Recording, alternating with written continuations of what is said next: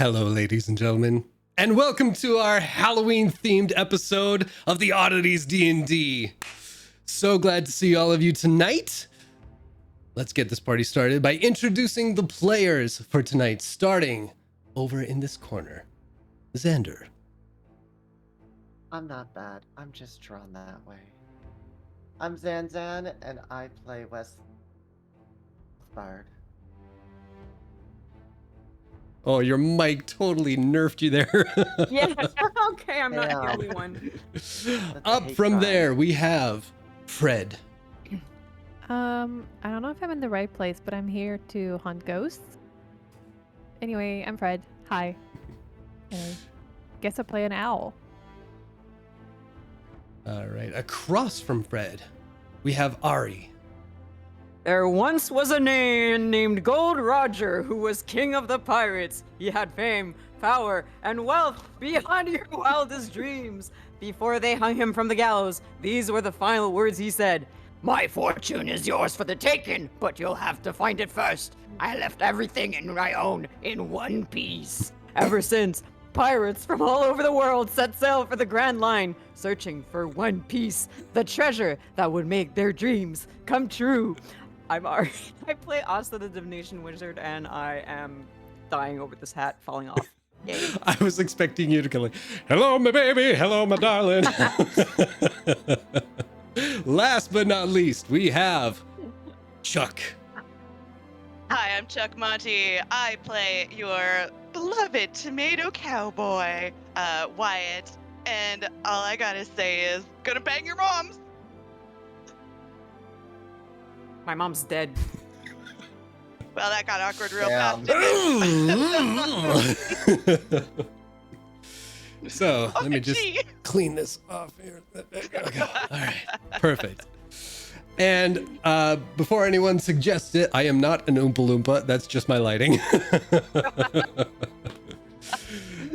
Now, let's jump into the game. Who is going to be reading the recap? And once again, thank you, Ari, for getting us a recap. I can read it. Go for it. Okay. The party led by Pastorius visit Hella, who reveals the distressing details of her daughter's abduction by strange creatures. Shaken, she also mentions another victim, Frederick Sternbach, and directs the adventurers to his home. On their way, they encounter Frederick's drunken father, who angrily blames them for the village's plight. But Wyatt and Asta manage to calm him down. As they continue, the group is suddenly ambushed by the very creatures they're investigating, forcing them into a tense battle. The party narrowly succeeds in repelling the attacks, but tension remains high. Oh, that's it. Okay. Yeah, I mean, we fought. Hi. We do end up in a bit more of a predicament, but For sure. You know. Well, let me set the stage for you guys then. Yeah, there How you about go. that? As you guys hurriedly made your way down the streets. Shit, I knew as soon as I said it. Finding bodies of some of the citizens of Jotunberg. And at one particular homestead, the door caved in. The body of not one, but two of the creatures that you managed to fight off. And within, you found the dead body of that dwarven ne'er-do-well who gave you such a hard time. And lying in a bed, unconscious, eyes open, is the body of a young gnomish woman. Now, I'll admit I don't remember the exact party arrangement, but I think two of you went in and two of you were searching outdoors. So the two of you who are inside seeing this for the first time, what do you do? Yeah, I think I'm. Did I rush in? I don't know. I thought it was the W boys. Yeah, I thought it. I think That's it's one running ahead. Yeah.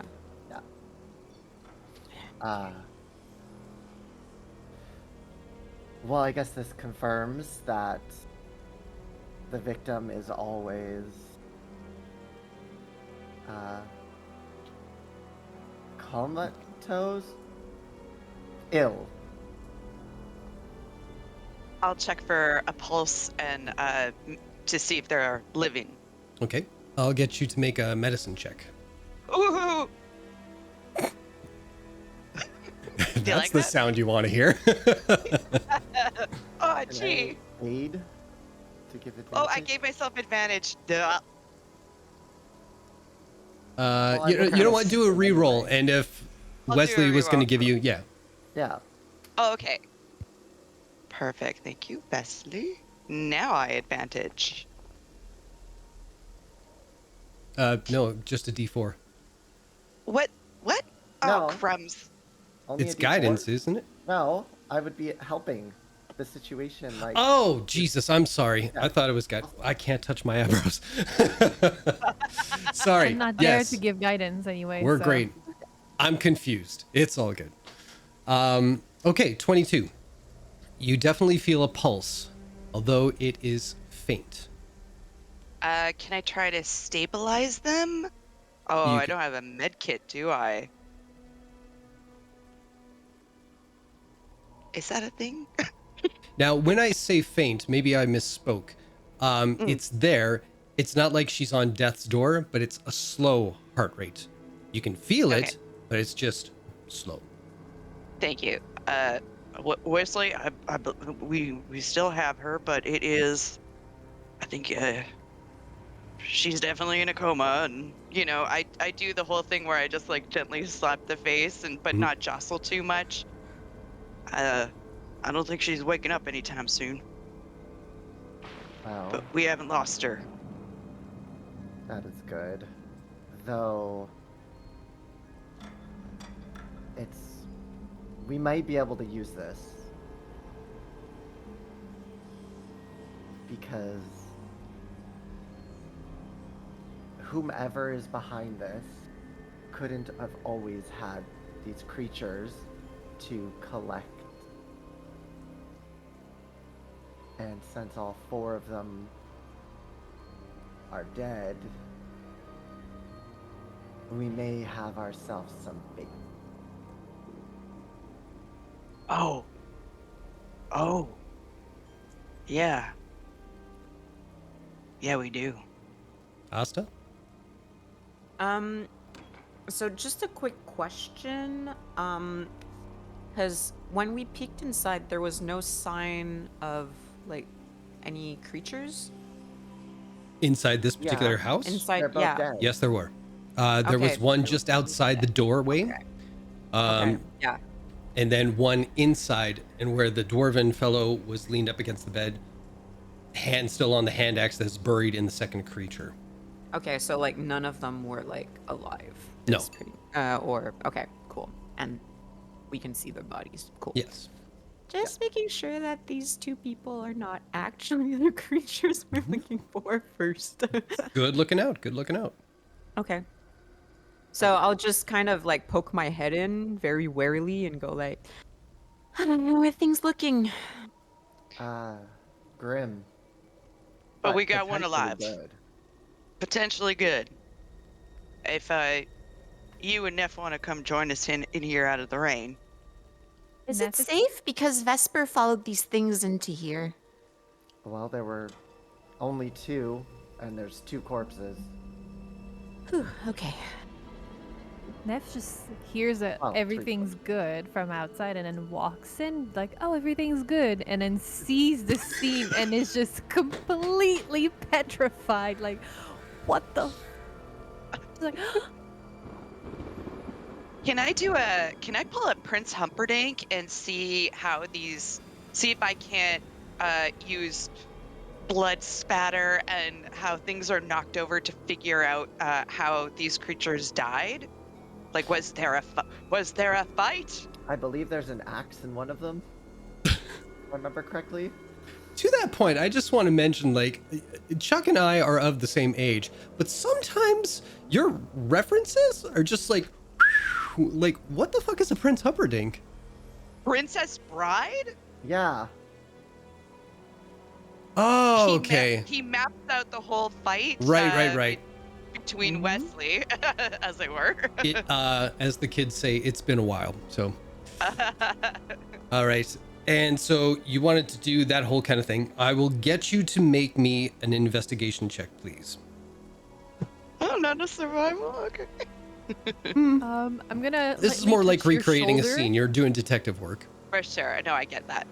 Oh, not Neff is bad. gonna touch your shoulder and just be like, and Oh, give you guidance. For sure. oh, well, I will absolutely take that guidance, Yeah. please. We're And getting thank used to like you. who can do what. So I'm sure like before you did anything, you would have been like, hey, guidance or something like that. So I won't be such a hard ass about it right now. So that is 21. Yeah. Fantastic. So from what you can gather, number one, you can piece together easily enough that this home does belong to the unconscious person in the bed. You do see little sketches with like family members, and I'll also get you to make an insight check. No guidance, unfortunately. All right.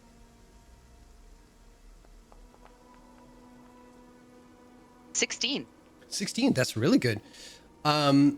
Looking at the pictures, you can kind of see collages across the wall, and you kind of make out that there was a large family, and then smaller family, and then just her in a single portrait. So you get the understanding that she lives alone. So there won't be any other casualties or next of kin you guys might want to talk to about this situation.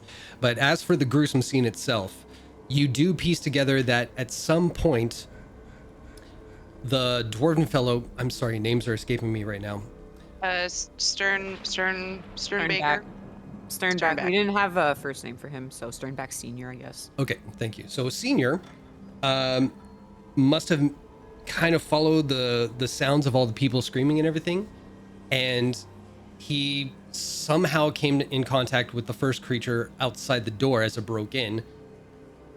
And seeing as the second one was coming in, it looks like just from the skid marks and the scuffle and the blood splatter that he was on death's door by the time he was on the ground, and he just, with every last strength he had, he just kind of annihilated the rest of the creature, which you guys did do a lot of damage to previously. So, but other than that, there doesn't seem to be any like indication of like what may have happened to the person who's in a coma right now. They're just kind of there. Neff, if you wouldn't mind, she is still of this world. She is still in our plane of existence. I know you are of the healing nature. Perhaps you can help her out, or at least we can figure out what's wrong with her. Yeah. Oh my god. Oh. A deep breath. Deep breath. It's just blood. It's just blood. It's a lot of blood. It is a lot of blood. And as he wipes some of the much blood off his own face. Neff kneels down and tries to assist with her medicine knowledge that she has. Okay. So make a medicine check, please.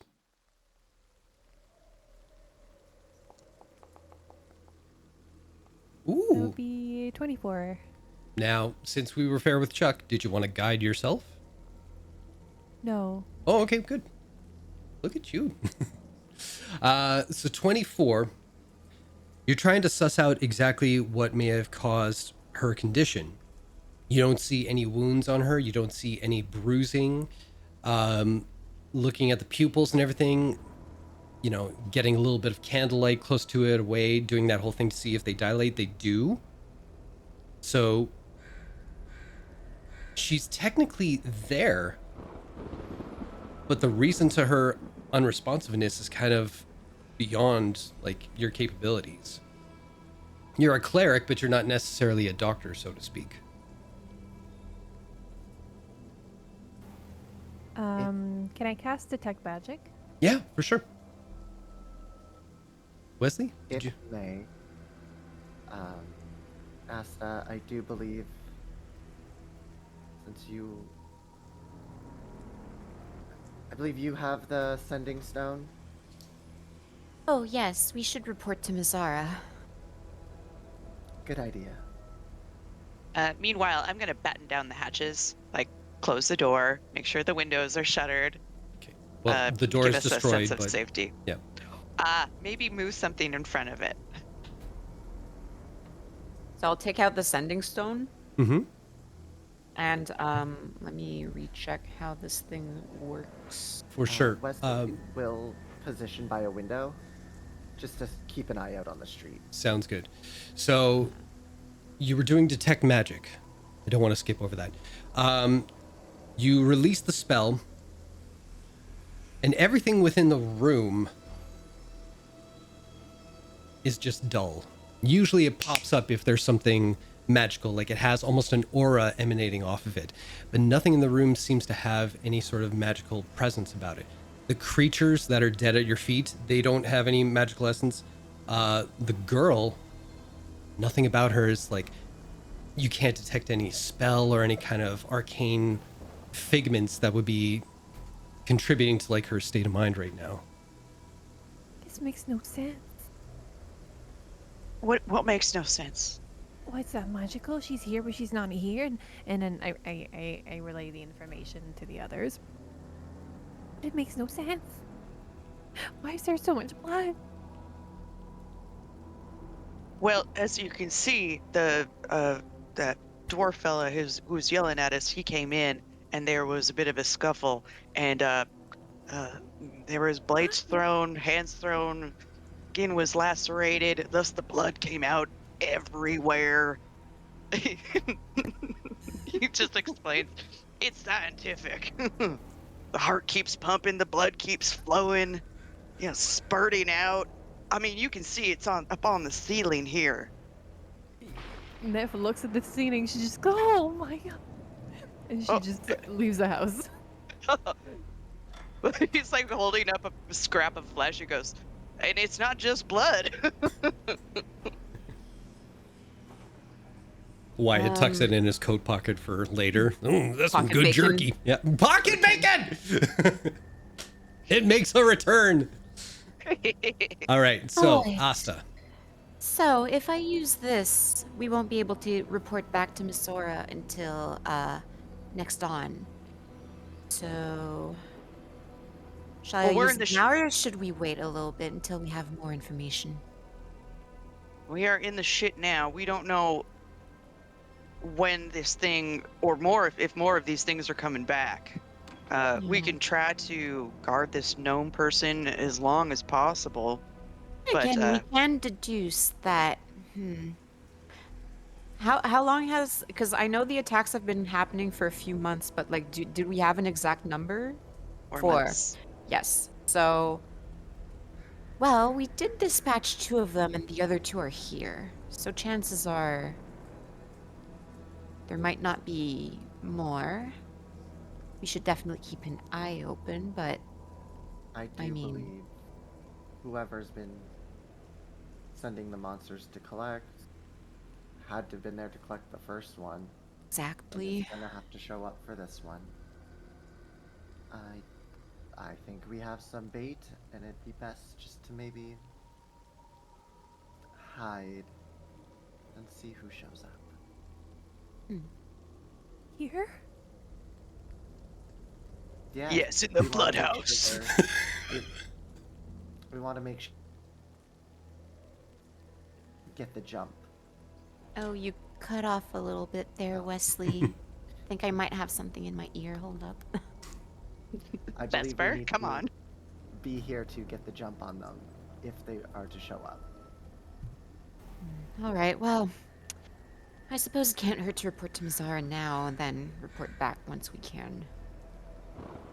So I'll focus some magic into the sending stone. Mhm.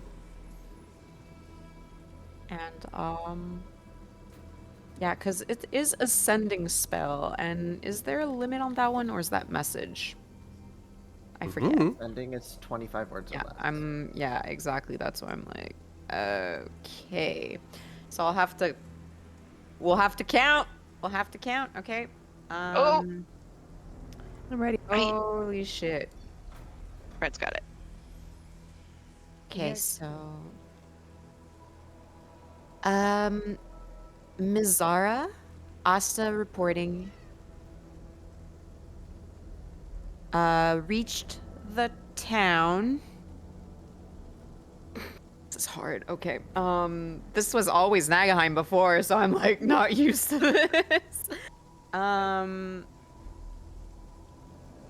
Investigated. Ran into trouble. We're at 10. Fought creatures responsible. 13.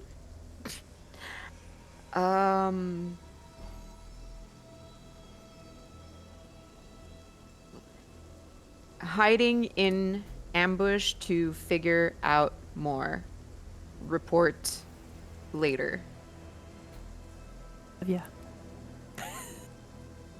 Are you pooping? Are you pooping? 25.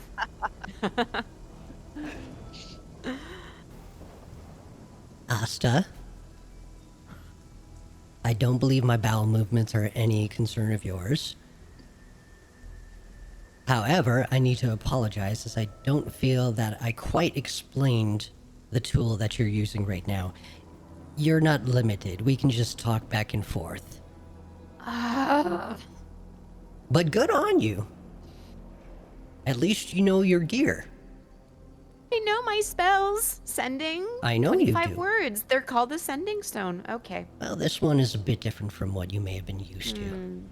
Alright, so let's start from the top. What have you found?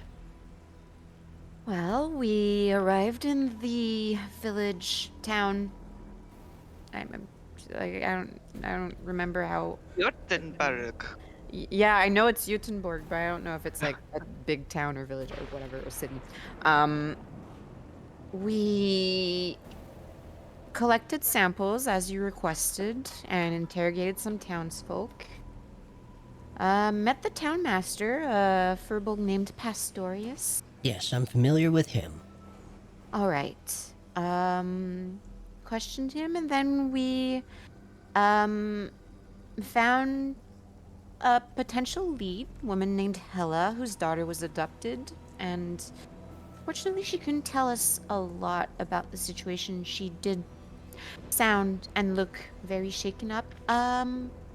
But she led us to a Frederick Sternback, who was another victim, so his father. But before we could reach his house, we ran into the things responsible. Very, very, very creepy, kind of long, pale claws. Is everyone in the party alright? To an extent. What does that mean? Well, everyone's alive, but Alright. we're all a little injured. The three of them actually went down for a bit there. Yeah. Well, when you all get home, let them know that we'll have a talk. We really appreciate the potions, that's for sure. Well, I'm glad they came in handy. So yeah, after repelling the two, we managed to kill two of them, and then after repelling the other two, we made it to the Sternback house and found Sternback Senior and a gnomish woman who seems to be, lined up, kind of. Sorry, I'm a little shaken here. There's a lot of blood. Sorry, take a breath. Take a breath. Do you need to step outside? No, I'm okay. I'm okay. Alright. Yeah, the other two were dead. Yeah, we followed them here. And I suppose the course of action now is that we're gonna wait out here, see what comes next. Because we have bait, I guess, to quote Wesley, who's oddly very calm about all of this. Well, that's good. You need some level heads in the group. That's good. You mentioned a gnomish woman that... she's afflicted in the same way as the previous victims, is that correct? Yes, from what I understand of Neff's sort of diagnostic is that she's alive. She's just not responsive. Her eyes are open wide. I personally haven't seen anything like that. And no magic is in effect either. That is curious. Alright. here's what I'll ask of you to do. If someone wants to stay and look over this young woman, by all means do so. But I'll get one or two of you to find Mr. Bluefell and bring me along and contact me when you're with him. Is that all right? Yes. Will I be able to contact you whenever I want, or is there a time limit to this thing? No, there's no time limit. Oh, that's incredibly practical. Okay, so find Pastorius. I Also, assume if you that's could, Mr. maybe find out this young woman's name, I'm sure he knows. of course. All right, I'm okay. going to think on everything you told me here. I don't know that I'll have answers, so please don't offer any, but I have some theories and some possible solutions, temporary as they may be. So I'll speak to you in a while. That's perfect. Thank you. All right. Yeah. All right. Oop. All right. So, what do you I'll guys do recap. from here? Yep. I'll recap what this conversation to the others. I won't repeat the entire thing. Excellent. So I suppose the next course of action is finding Pastorius and identifying this young woman. I feel as since I am one of the two that is not on the verge of throwing up, being in here, I think I will volunteer to stay to watch over her. Or your Nonsense. injuries. They are injuries, but I can rest while That's watching her. nonsense. I should be the one staying by this woman's bedside. I'm a healer. As am I. And as you guys are deciding who, what, where, when, why, I will ask you all to roll a d20, please.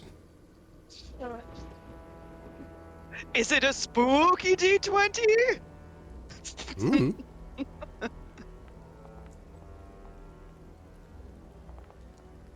I was really hoping someone would get a nat 1 so I could be like, well, that is spooky.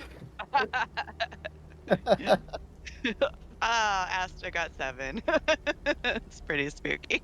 Honestly, and in very much tradition, Fred and I rolled the same. Excellent. All right. So, continue on. If you both wanted to stay, We can both stay and, yeah.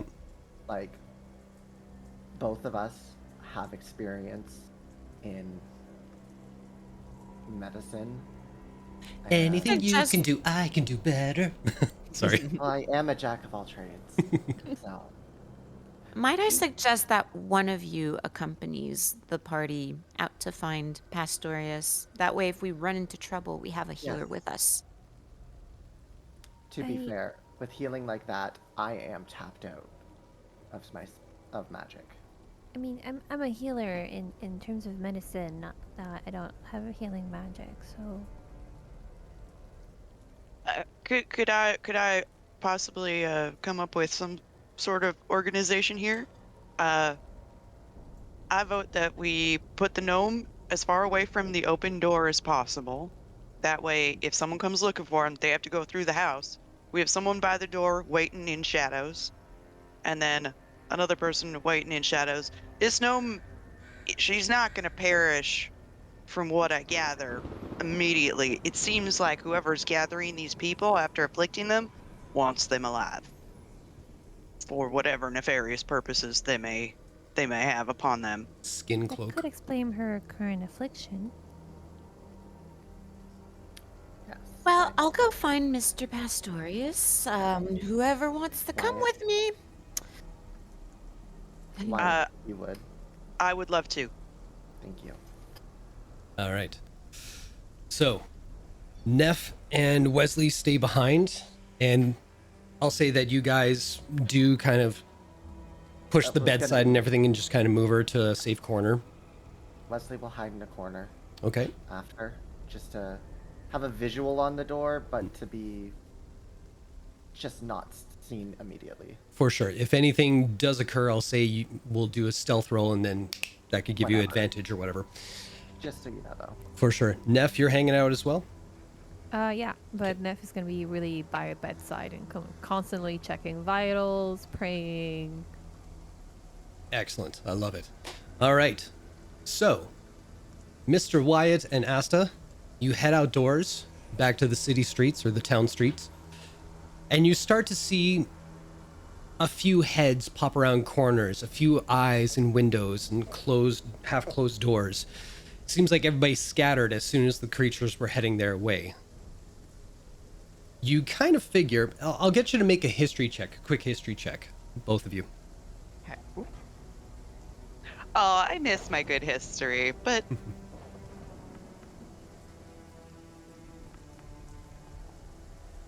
Okay, 19. That's good. You do recall that there was a bit of commotion while you guys were kind of fighting the creatures and everything like that. So you kind of piece it together that the initial event that brought everybody out, small towns, they want to be in everybody's business, was probably the fact that somebody discovered the young gnomish woman already unconscious, and that drove everybody to a fervor, and that brought a crowd. But once the creatures come, the crowd dispersed, and now there's just a fear emanating in this whole neighborhood section. But eventually you do kind of find a few people gathering together and getting clustered up, and you do see a ways away, Pastorius is kind of calming the folks and just saying, gather, go inside, lock your doors, and all that kind of stuff. So if you have a moment to speak to him, now would be the time. All right, so I'll walk up to him, followed by Wyatt, and I'll kind of just wait a moment until he's no longer talking to people or being busy, and I'll go, Mr. Pastorius, a word. Ah, yes. How are you faring? Some of the folks here, they're quite scared. It seems like some of the creatures made their way deeper into the town here. Are you all right? I only see two of you. Understandably so. We're fine. We actually managed to... Well, we got into a bit of a skirmish with some of the creatures. Dispatched two of them, repelled the other two. We found them in the Sternback home, where a young gnome woman is lying unconscious. We were hoping you could ID her for us. we weren't in the Sternback home. We were in that gnome Oh, woman's home. sorry. so confused over all the houses and the homes. Sorry. I Thank you, explain which house it is because I'm good at that.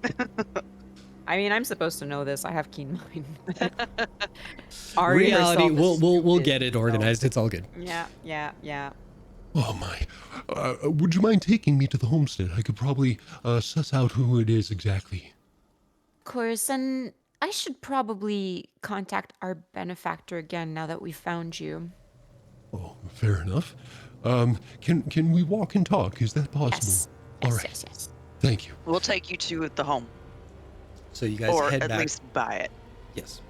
You guys head back, and he does kind of you see some kind of pain internal when he sees the bodies of the people who are leading back to the place. He sees the first creature's body. They are dead, are they not? I'll look to Wyatt. I don't think they were ever properly alive, but they are no longer animated, sir. No. All right. It's just this smell is quite. I had the same reaction. It is. You don't want to go digging around in there. I hadn't thought of I mean, that. there's, Thank you for that mental Pancreas image. is Speaking Oh, of which, Wyatt, I saw you take a piece of them. Let's add it to the canisters. Oh yeah, I got my pocket monster. He's like, okay. I give her the bit of flesh that he collected. And she just kind of And before I forget, Mr. Pastorius, I did find remnants. Now, please keep this under your hat till we know exactly what is going on. There is no need to upset the family members, but we did find evidence of the past missing people, and he presents the hair. Oh my. This is unfortunately all that we may be able to collect of the remains. It might comfort the families, but Was this please, in some sort of nest, or where did you find this? once we get all the information, once I get more information, because I honestly do not know currently. All right. But do keep it under your hat for the time being. There's no need to create more upset. Understood. So And he tells them the names of the names which I can't remember right now currently. Well, you and me both. The So, family members. Yes. So you guys lead Pastorius in. Oh no. Oh, Izoma. Oh, this is Izoma Beetlebump, the poor girl. She's gone through so much. Oh. I don't know why. Why her? She's just a field hand like most of the people who live here. She's not but 21 years old. I was going to ask around what age she was, because from what we've observed, all victims thus far have been on the younger side of the townfolk, I believe. I wish I could speak to that. There's many young families who start up here, but that's not uncommon. But oh, I'll get you to make a quick insight check. Yeah. Kinda sus.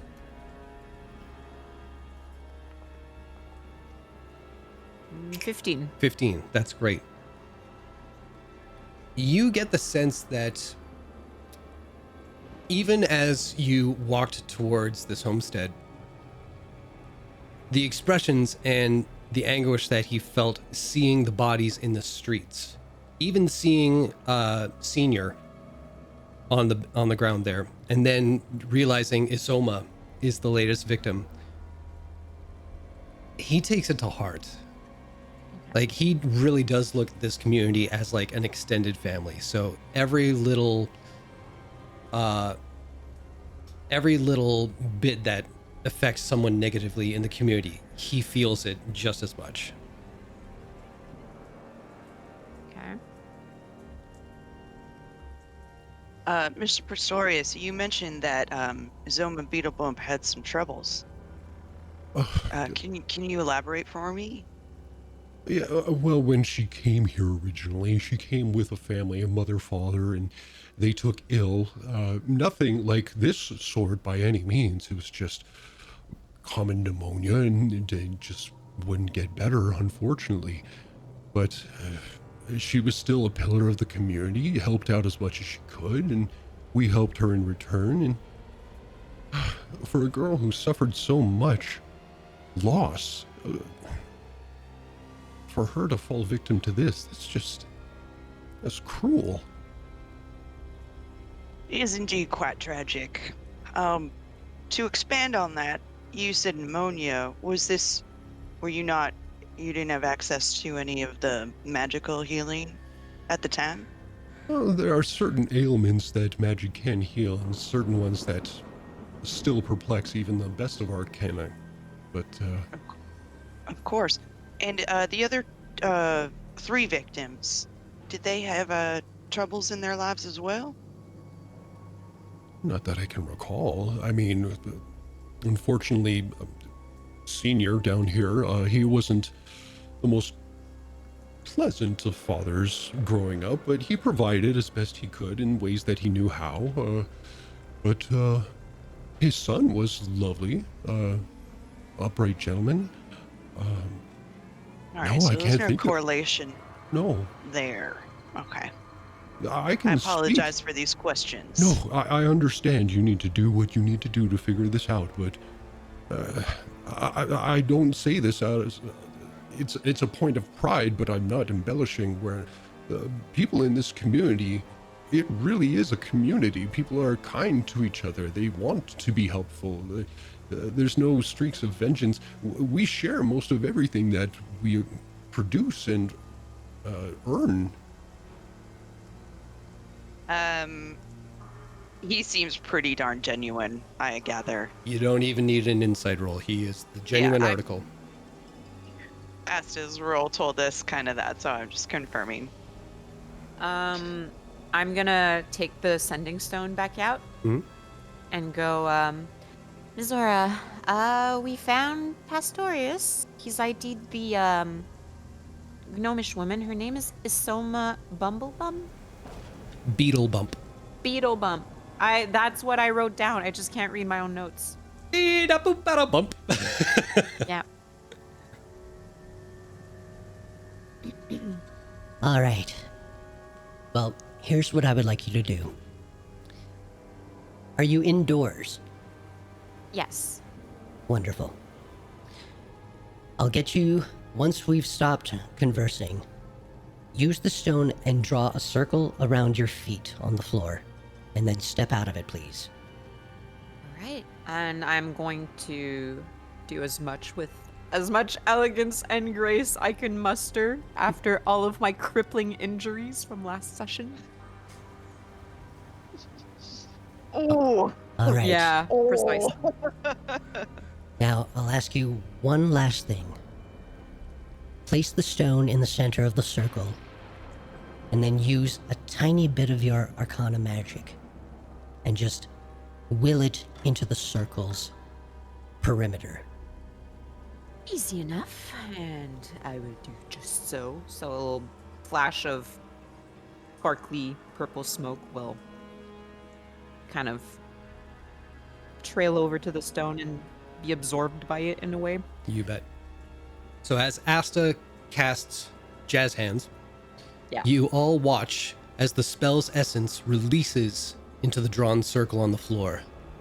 The dust from the etching kicks up off the ground and begins to flicker with arcane light. Quickly it takes form, and there, standing within the circle, stands a spectral image of Mizara Jetta. Mr. Bluefell, my name is Mizara Jetta of the Oddities. I was the one you have been in contact with regarding your situation. My associates have appraised me of the events that have transpired this evening, and while I can't confirm with 100% certainty as to what may be the cause or reason for these events befalling your village and its citizens, I can, however, offer advice as to where to go next. I'm glad to hear that the creatures you had spoken of have been dispatched. My hope is that it will, at the very least, delay any future attacks, and at best, make these creatures think twice about preying on the weak. I have shared a theory with my associates that are with you currently, but there is still some evidence I would like to corroborate before I say anything definitive. Now, to the matter of our payment, what we had previously agreed on is more than satisfactory for our efforts in aiding you. You can trust the initial stock of seeds in the care of my associates here. The rest of the payment details can be collected and delivered within an additional 2 weeks from today, so as to give you enough time to prepare. I understand that there is still one member of your community that has fallen into a state of waking slumber. If by the end of 2 weeks they have not regained some semblance of their normal self again, I would offer that you bring them along to our location with the final payment required. If their condition has not changed or worse has deteriorated even further, I have a solution that I will assign to my associates when the time comes. To that end, I wish you and yours all the best and appreciate that you have trusted us enough to help you in these matters. Feel free to contact us if there's any further incursions, big or small. The Oddities will be here waiting to aid you in any way we can. And with those final words, the dust settles back onto the ground, and the Arcana light fades. Ooh, that is practical. Oh, sorry.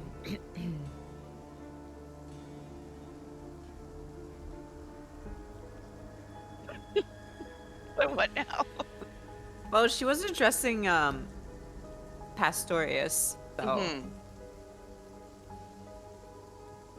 Well- like how does he seem to react to this information? He seems like agreeable. Okay. Before I continue with him, what are your plans going forward this evening?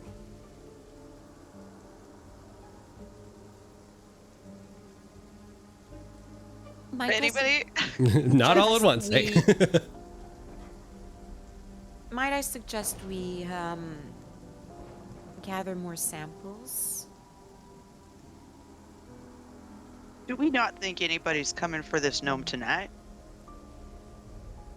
Well, something was coming for them, but they're all dead, so... But what started it? Wesley and I were speaking. We think there's something behind these creatures. Oh, 100%. It's just that I find it unrealistic to hunt them down tonight. We're all somewhat injured. Oh yeah, no, It would be foolish. I would prefer not to hunt them down tonight. I am with you 100% on that front. To that extent, I can offer you lodgings easy enough, so that you can regain some rest and strength, but I would ask that perhaps someone stay behind to watch over young Miss Beetlebump. Hello. I don't mind doing that. Oh, thank you so much. Most wonderful, thank you. And I would- Wesley, we could work in shifts, if anything. Well, if it's agreeable to you, I could have bedding and food brought over to you here if you all wish to stay here. It's just that it's a little on the soiled side in here. Well, perhaps we could clean it up a little? I believe between Asta's magic and my own, we'll be able to neaten this place up. All right. I will leave that part to all of you, if that's all right. And I will arrange for the necessary bedding and food to arrive shortly, if that's all right. I will also gather the payment, as was mentioned. So you will get that as soon as I get everything organized. At this point, you can see he's a little scattered with like everything he's trying to calm the village, trying to get this organized, trying to make sure you guys are okay, dealing with the horror that's at his feet right now. Mr. Pastorius? Oh, sorry, nephew. Miss Glimmerplume, you go ahead. Before we clean this place up, maybe we should take some samples of this blood. Maybe there's something in it. We'll have a good route around. Mr. Pastorius, you have a town to care for. If you just want to... I can quickly run and get some food for us as we rest, but I mean, are we all... Do we need bedding, y'all?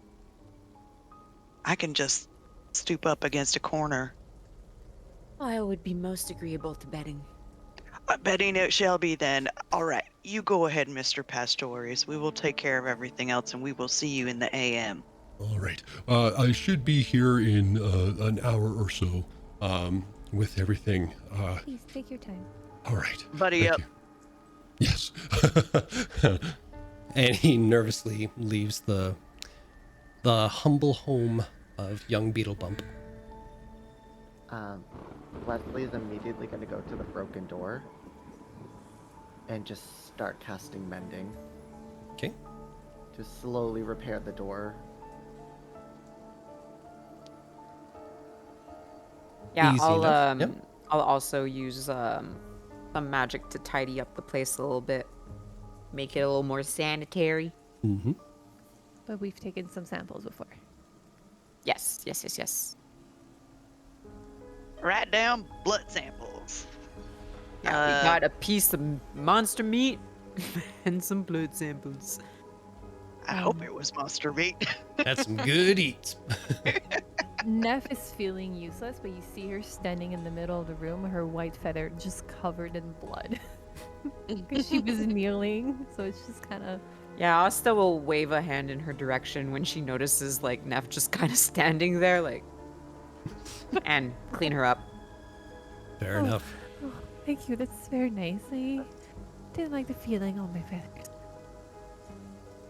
I'll organize the feng shui of the place, make sure it's got good flow.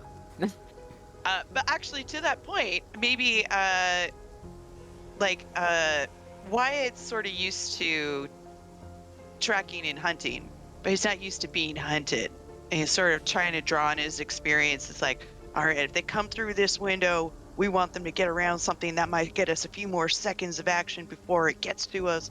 And maybe if I put this here, then put up some obstacles just for that little bit of advantage. Okay. Maybe, Not technical advantage, but you know what I mean. No, I do. under the window, put a bucket of water. So that way, A, it makes a sound, and B, they're gonna have to deal with a bucket on their foot if they try to sneak in a window. Leave them alone. Oh, what if we take this piece of string, tie some cutlery around it, just so it tinkles if something comes through the door? That would be Yeah. great. Well, you know, if you'd like some illusion magic cast, I can arrange that. Oh, how do you mean? Why Well- seems way too excited. For example, if we wish to hide here and ambush someone, I could conjure up, say, a box like so, and I'll wave a hand, and like a little crate will kind of like just pop into view, and I'll move behind it and go like, see, hidden in plain sight. That is very clever. Anything that will just give us that slight edge over anything that wants to come through that door. And with that, Wesley will just lock the door. Like, door's fixed. Nice. We're safe. Forever. We live here now. Yeah. We don't leave actually ever. The entire campaign is in this house.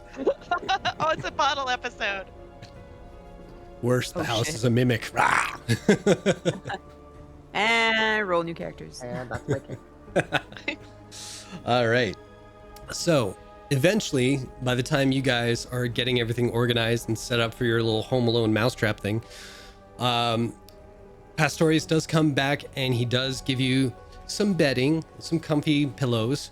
Other people are giving like little boxes of kind of like takeaway boxes with like little cut meats and cheeses and some vegetables and everything. Again, it's a pretty big box because all their things that they grow is just fucking massive. So you do have that and a couple of thermoses of some coffee in case anybody needs to stay up for like watch duty or anything like that. So you guys are set for the night. Coffee mentioned. Yes. The coffee gremlin comes Asta's out. like, So I will try. say it's about that time where the exhaustion kind of wins over the adrenaline in your system. And you guys really, really need to get some shut-eye in order to regain any kind of strength and wherewithal for the next day coming.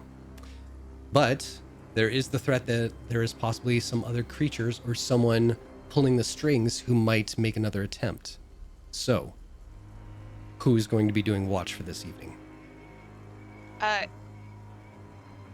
Before you go, Xander, would we say that we've had a short rest before we sleep? No, because you guys were still kind of actively moving things around. Fair enough. Wanted Yeah. to double check. No worries. I'll say if you're eating and everything and having a meal, you could do a short rest while you're doing that. Okay. Do Yeah. that? Yay. Short rest, please. yay. Well, in which case I will use my arcane recovery feature to regain a spell slot. Just in case. And during any, I mean, if we're going to sleep, it doesn't matter. But during any short sleep, I have what's it called? Yeah, the Song of Rest The thing. Song of Rest. Yeah. So everyone gets an extra. Where are you? Back to full. Nice. Where is my soda? There you go. Everyone gets an extra 1d6. Nice. Sweet. 1d6 of what? Of HP dice. Oh, okay. Yeah. Now, do you roll that, or does everybody roll their own? Everyone rolls. I can hear at the end. Yep. These they can all roll their own, or Okay. I'm assuming that doesn't act as temporary hit points because I'm No. all good. I'm all full. it's just part of it. Full of HP. The Okay, I'm full sauce. too. Actually, that'd be terrible. That's too much HP. Too much. Okay. And then arcane recovery. I'll use that. Oh, That doesn't sound like a good groan. oh no, that was a very neutral one. Oh, That okay. wasn't- I don't know why I actually groaned. Okay. All right. So, coming back to the initial question now. What is everybody doing for resting and watching? Well, perhaps we should establish a watch order. I'd be more than happy to take the first watch. Wake me up whenever. Take the Sec- last one. It'll be simpler for me. I'll take As the to third. last. Okay. So me, Wesley, Glimmer Plume, and Star Singer. Got it. Okay, so who's up first? I'm sorry. Wyatt. Quiet. Yeah. Excellent. All right. So as the rest of you bed down for the evening, Wyatt, I'll get you to make a perception check, please. Perception. It's coming at you like a fire. That's good. Nice. So for the first couple of hours, well, for the 2 hours of your rest or your watch, you recall the fight, and while thankfully you all made it out alive, there is that little pang of guilt, maybe? Where you feel like your body was just betraying you at all the wrong times there. And that ache in your shoulder is just nagging at you. Between that and the fight and the confusion and the unanswered questions, you manage to focus on keeping watch around and even poke your head out to see like if anybody's outside, stepping outside and sticking to the shadows a couple of times. But it just eats at you that you couldn't have been in your prime during all this. But your watch does go uneventful.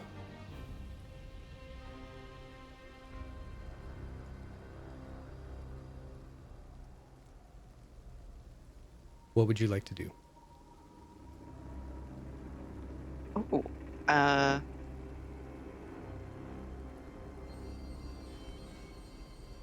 massage my shoulder. What? Not the feet?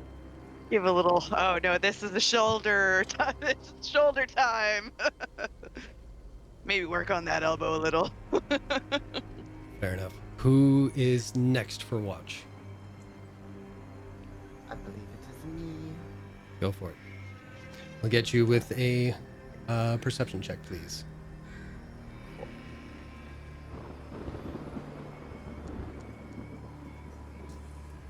Horrible roll.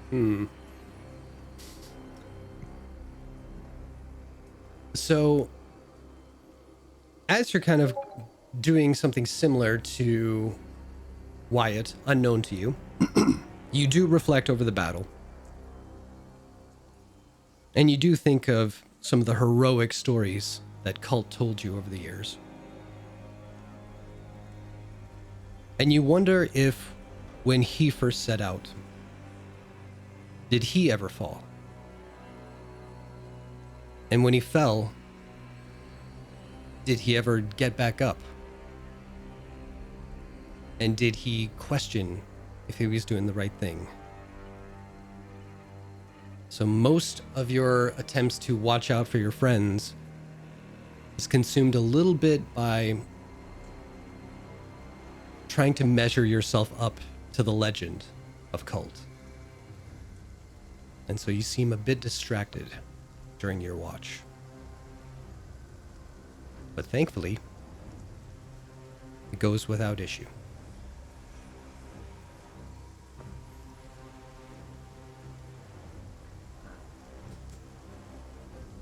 To kind of comfort himself a bit, Wesley would pull out the guitar that was gifted to him and just quietly strum it, not even thinking that he needs to be attentive and paying attention, just to help kind of comfort him through his watch. Good, good, good. Who is next? Neff. All right. I will get you to kick it off with a perception check, please. Yes. I just want to say Neff would be slowly waken up by the sweet, sweet music of the guitar. Just add a little bit of flair. It's good flair. 12. 12. All right. You're watching over your friends, your newfound friends, and the fight, you do contemplate it, but not necessarily in the ways that maybe your friends had. You contemplate if they saw what you saw, if they know what it is to look out for, because you saw it. And maybe that's what caused you to fall during battle, is that you were distracted when you saw that all the magic that you produced still had that odd color to it that you can't quite explain just yet. And it kind of shakes you a little bit. But thankfully, while you recognize that these thoughts are betraying what you're supposed to be doing right now, you do manage to still keep a lookout for your friends and any danger that might be coming this way this evening. And thankfully, nothing occurs. Asta, you're next. It's you. Oh, yeah. Neff, make a Constitution saving throw against Asta's dragon breath. Constitution saving. I'm totally kidding, guys. I'm rolling. It's a 13. Oh, you needed a DC of 30. No. It's that coffee plus sleep and yeah. Puts me right back to sleep. Yes, exactly. Yeah. All Also right. just goes kind of like, and then remembers that canine is chipped and goes like, Amazing. All right, Asta, last but not least, please give me a perception roll. see.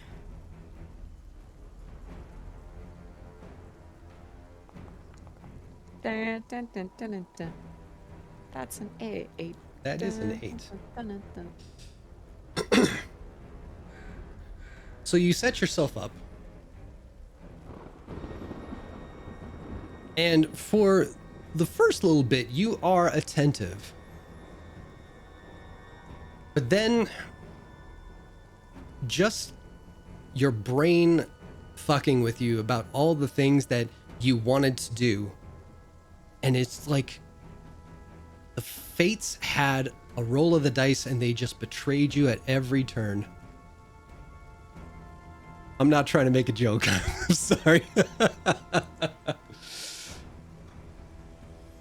And that frustration, you struggle with, hats off to you as well. Yeah. that frustration just tires your brain so much that you try and close your eyes to it, and then eventually the eyes being closed just kind of takes over, and you lull yourself back into a dreamy haze, and your chin meets your chest, and you slump forward. And when you open your eyes again, you see in your hands that golden sphere. And with all the frustration that you had during that fight, the unanswered questions that you were supposed to have answers to when you got here, everything just seems too overwhelming, that the thought of having this one other puzzle is just too much. And out of frustration, you throw it against the wall. But again, you are inside of a much larger ball itself. And it just ting, ting, ting, and rolls back to rest at your feet again. And then you wake up.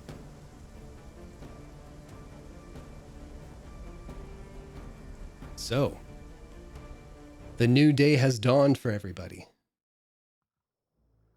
You all can mark off a long rest. Yes. Get them spells and hit points back. I Man. wanted the golden sphere to just hit me in the face as it was bouncing around again. I'm not that cruel. Your dice are going to be cruel enough. You don't need me to add to it. Yeah. Oh, well, seeing as this is a new day, for the first time, seeing as I did not watch the stars last night, I'll take out a little deck of cards. Goodbye hat. And lay them out. And I'll flip 3 of them. And Asa will observe them for a little bit and then go like, I see. And I will roll my portent dice. Go for it.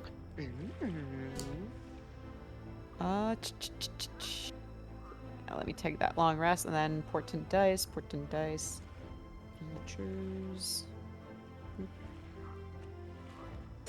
Okay, so that blah blah blah blah blah blah. I'll just roll 2 d20s. 1. That is 2.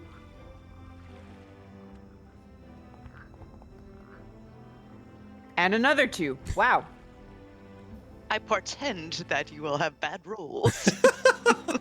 I feel like I jinxed her. I can give those rolls to my fellow party members if I'm feeling extra mean. I'm just saying. Now I got to come up with rolls that you want to fail. Okay. Asta's a insight BBG rolls. confirmed. Okay. No bardic inspiration for you, though. Okay. It's not like it does me any good, does it?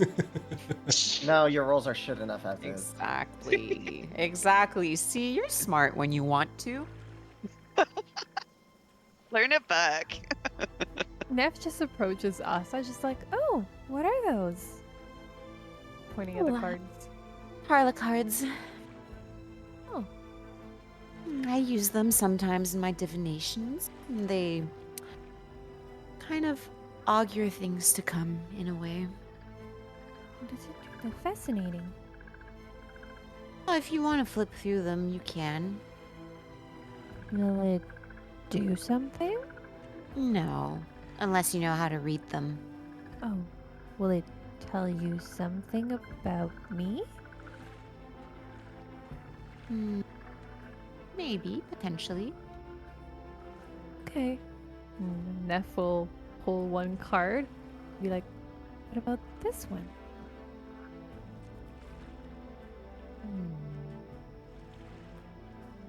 Real quick, do you have like a set number of cards that are in the deck? That's an excellent question.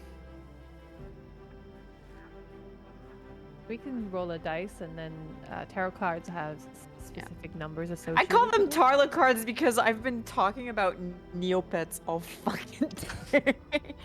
But yeah. But anyway, yeah, we can figure something out. Like Taroka cards, that's the D&D one. Anyway.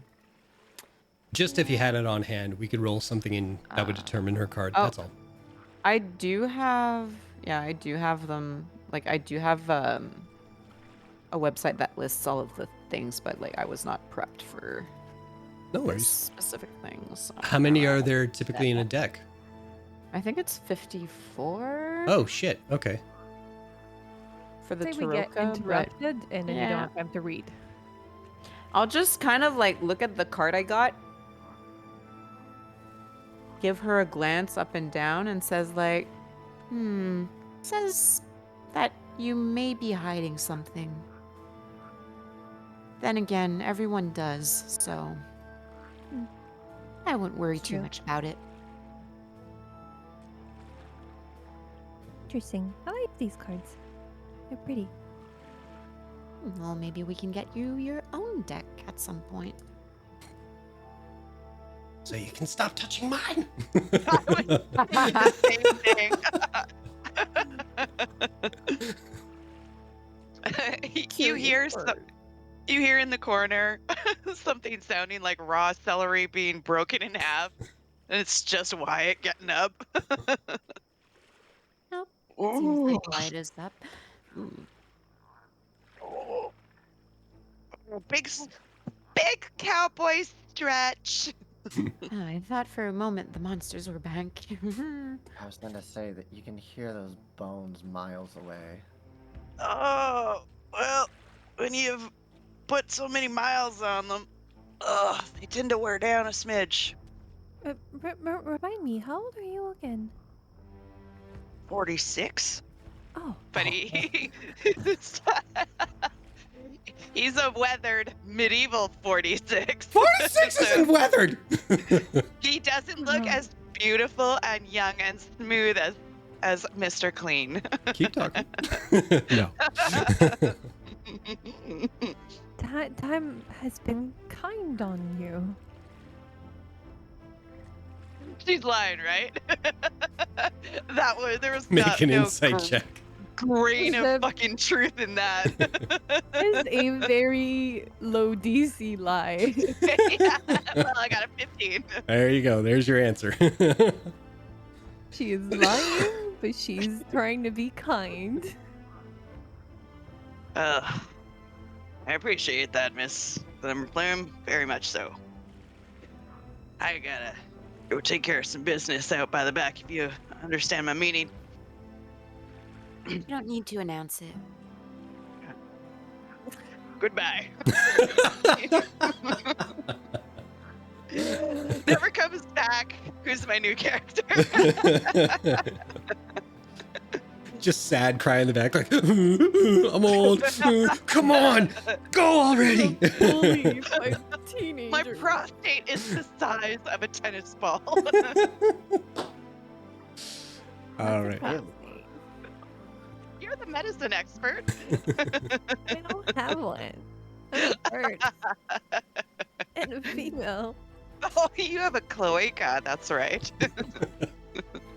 This is getting weird. It's only weird if you make it weird. Wait. So what's the plan, guys?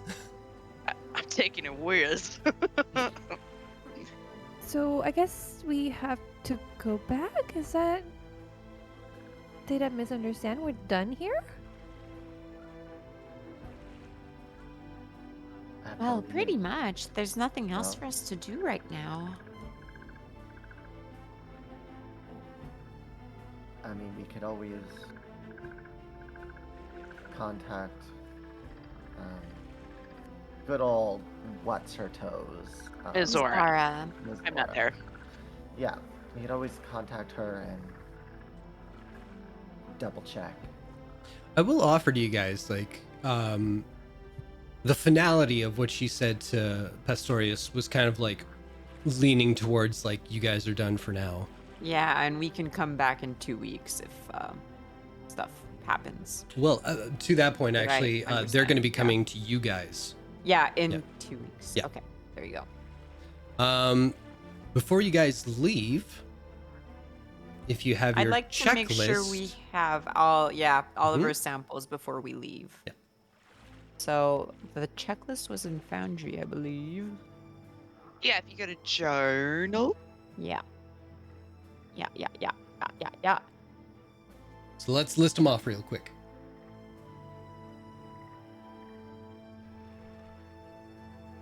The soil. Okay, you got that. Yeah, we got that. We got a sample. Well, we got monster flesh and blood samples. Wasn't required, but probably good. Yeah, Yeah. probably useful. I'll say that's one container. And then the others are in my other notebook. That is all the way over there. Fuck. Hang on. Oh. I know you guys got sample just arrived. I'm editing. Yeah. The ones that we got were the soil samples. Mhm. Soil, and did you get a sample of one of the vegetables? Yeah, we got the tomato The samples. from the patch of the tomatoes, yeah. There you go. Yeah. There was what was required and then what was extra. So what was required, I only have 3, so maybe someone can fill in. Was a brick from town, a root of an old tree, which Jason said to get en route rather than in the town, and then deep soil from the crops, which you guys got already. Yeah. So you got there one was of one those more. 3. Yeah. So we need the brick and the root. And Yeah. the extra that we got are tomatoes, we got the bread, we got flesh, we got blood. And Yeah. we got soil more than just a tomato patch because we got soil from like other spots in town. You If did? I remember correctly. I No, you- we I got thought it. you We guys got just it from went the for one tomato garden. patch. Oh, okay. I thought we got more. We were observing the tomatoes. Okay. Wesley's just gonna go outside and just see if he can find like a brick. Yeah, sure. and I'll Uh, try and figure out if I can get like a root from a tree. Well, Specifically, what- if you want fighting. I'll specify that, and then I got you, Chuck. So Wesley, low DC investigation check, please. And to Asta's point, the tree trunk kind of thing was wherever you guys camp at night on your Yeah. way here, get something that's like solid to that location. So that's what that was. So if you guys Yeah. want to remember that on the way back, we can retcon that a little bit. Yeah, let's do that because we totally did not understand it that No, way. that's fair. That's fair. And Chuck, what were you saying? Or what did you There want to say? was one more item, What's that? but I don't have it written down. So soil, tree root, brick. We had 4 canisters. Yeah, the 4 canisters weren't necessarily individual things. It was so that if you had like more than one location that you were resting at, you had extra canisters to pick up from. So Right. with all 3 of So I those, you guys are good. Yeah, and like the 4th one, we can put the monster meat You in bet. there. Wesley, rock solid. You go to not too far from where you guys were sleeping that night. You do see kind of like a community center location, and you just kind of go over there and just knock off a bit of the mortar there and just kind of stuff that in one of the canisters. So you got that. Excellent. Updated our checklist. Fantastic, you guys. All right. Now, since I think the consensus is that you guys are heading back to home base, is there anything you guys want to do otherwise while you're in this town? Like if we have a little time before leaving, Asta would kind of like take a walk around, see if there's maybe like a magic store, general store. Sure. Anybody else? Wyatt's gonna. How long would you say would it take for Wyatt to walk the perimeter, say the tree line? Of this town? Yeah, he wants to try and do a little tracking, though it was raining and muddy, so I don't know how successful he's gonna be. Yeah. Just gonna see if he can't find some marks or disturbed trees. I You know, gotcha. track. He wants to track. Yeah. I'll be generous and say that takes a couple of hours. So I'll get you to give me an investigation check. All right. Is anyone going with Wyatt, or you're just letting him do his thing? Not a survival. No. Oh wait, no. If you're looking at, It's no, I'm gonna say survival's investigation. tracking and hunting. Well, shit. Okay. Okay, go for it. It's okay. Yeah, it's one of my favorite I ones. need to the use. list in front of my face, so that's what it is. I don't have it yet. Asta, I'll say that after a few minutes of going into like the market districts and everything, this town is very, very small. So, and they don't really rely on a lot of magic to begin with. So the chances are slim to none. Yeah, fair. Neff is gonna go to the woman's bedside and just check her vitals, see if anything changed overnight. Okay. I'll get you with a medicine check. Wyatt, you don't see any tracks of any kind, and you know what to look for. And you see some, but it turns out to be just deer kind of passing through, or rabbits grazing on some of the produce and everything that are in the fields. But nothing that seems like claw marks or like tracks of blood or even like little fleshy bits left over. So you're trying to look for the entrance point for these creatures, but you're coming up short. All right. Can I snag a tomato from the field? Sure. Make a sleight of hand check. Let's go. Neff, as best you can guess, she's no better, no worse than she was when you first encountered her. I'm gonna throw in a prayer. Go for it. Thoughts and prayer. That works for everything in life. Perfect. And with Wyatt, I'll say you go to grab a tomato, a real sizable tomato too. So this is more like you're grabbing a pumpkin. And as you're like, you see a hand just reach out from behind you with a sickle and just, and they just give you a nod and go back to work in the fields there. So you didn't technically steal one, but one was given to you. Yeah, he wasn't really trying to be cagey about it, but he's like, you know what? I took a lot of hits. I'm taking a tomato. You bet. I need some form of payment. Yeah. He cuts off a little slice of it, And pops yes, it in his mouth. Billy Boyd and Frosted Moonlight. Now you have 2 tomatoes. Hell yeah. Tastes it and goes, wow. Oh, I don't they're even doing like a different thing, tomatoes. Jason. Or is it 3 tomatoes? Oh, No, I no, could they're be doing a mistaken. different thing in chat. It's not that. Okay, all right. All right. Now, is everybody ready to head back home? Yeah. Seeing as Excellent. there's no magic store or anything, or You like bet. alchemy or whatever. It's a I'm quaint town, assuming- but it doesn't have all the offerings of a modern town that you might be used to, unfortunately. I'm assuming the townspeople are going to take care of Izoma, Yeah. and that's been arranged. Past story has kind of alluded to that as well. So yeah, you guys head back to the riverside where you guys entered this town from. Unfold your suspicious little boat into the water and have it magnetically center itself to the middle of the water. And we'll see what the return journey is like once we come back from our break. Thank you, everybody, for tuning in right now. We're going to take a quick 10-15 minute bathroom break just to relieve ourselves from all the tension. And yes, thank you so much. I'm seeing the chat room just fly by as usual. I love seeing that.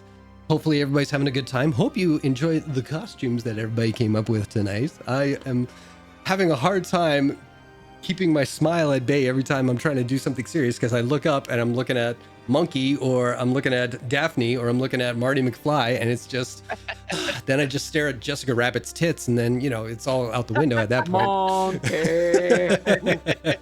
Over what? All right, I'm gonna go clean myself up a little bit, and yes, we will be back in a little bit. In the meantime, you get to see the lovely emotes given to us by Nicola Nora for all our lovely subscribers out there. And you also get to see artwork from our first campaign provided by one Chuck Monty. So we shall see you guys in a few minutes. See ya.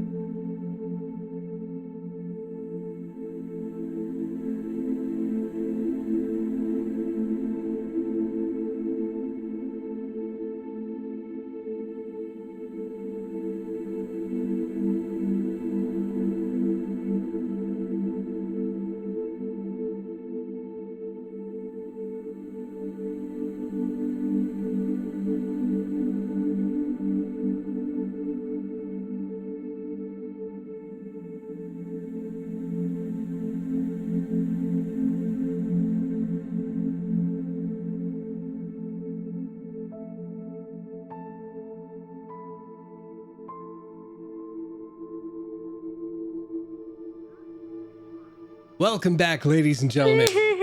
Hello, tomatoes. All right. So, everybody starts making their way Making the way back down the riverside, down the river. back towards your home base of yeah, that place. Wow, Mar Boldor. I named it. All right. Self-inflicted at this point. Exactly. Now, I will offer this to you guys. You're familiar with this route. You're familiar with some acceptable camping grounds and everything. If you guys have things you want to talk about or interact with each other, we can roleplay this. Or I will give you the option to fast forward and skip to the end of your journey. Oh god, I would love to fast travel. Yeah? You know, the only thing, Wesley would just be like, yeah, now that we've done this once, I got this. You know, definitely acting as if it's Wesley doing it all and not the magnetic boat. There you go. All right. So is that a general consensus, or did anybody want to do anything on the travel? Well, I would make sure we collect. No, we retcon that. Whatever. We're would make sure collecting. we We're collecting. We're collecting. You mentioned it this time, so I'll say you did it the first time. We're collecting. Yes. All right. So I'll say, knowing that you wanted to gather some blood and guts and all that kind of stuff, I'll say that you abandoned one of the canisters filled with dirt to accommodate that instead. So while you didn't fill all of them with samples along the way, you got samples of a different variety. So I will say, if we want to quickly look to the world map here, that'll bring you guys to, and we'll zoom in.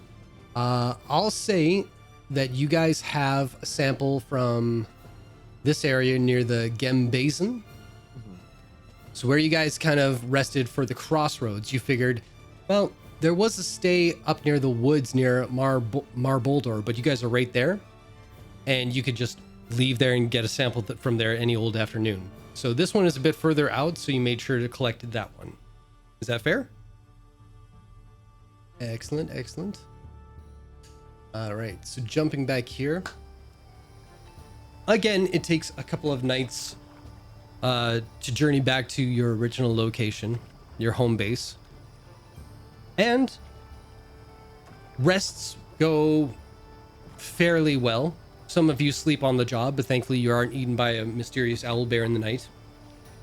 But before too long, you do make it to the outskirts of the town where you all came together in the first place. Mar Boldor seems to be active in the daylight. People going about their business.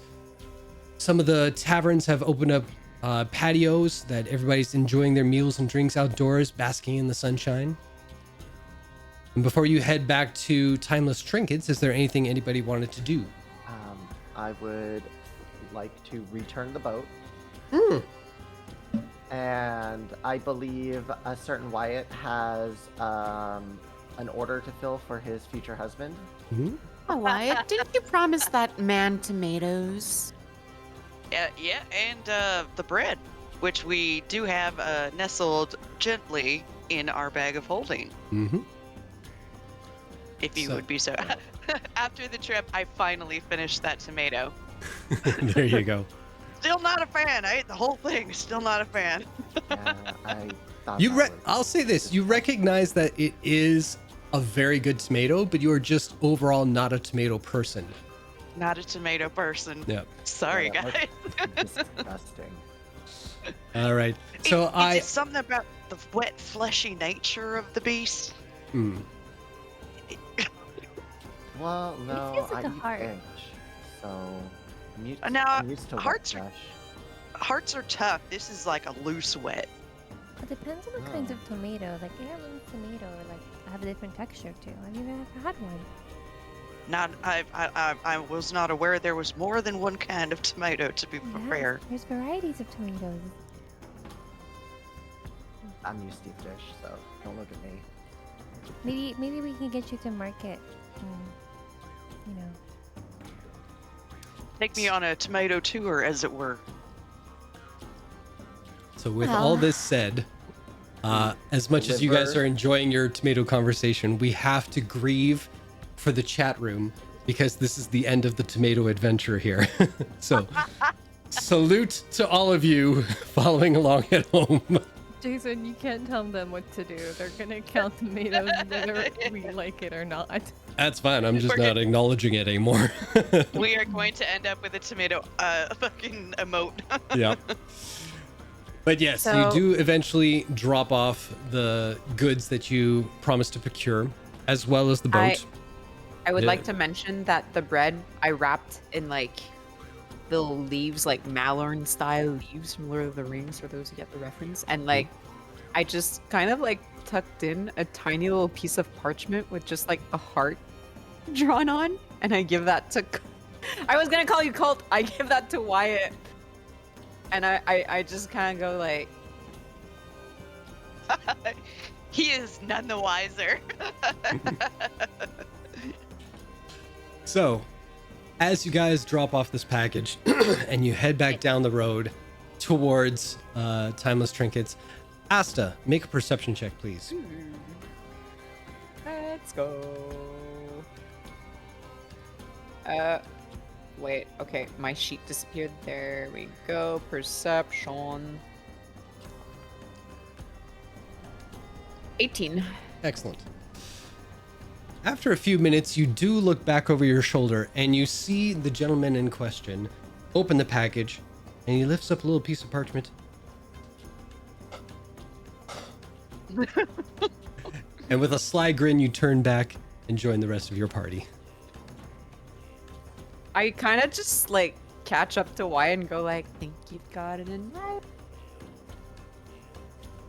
I think you cut out.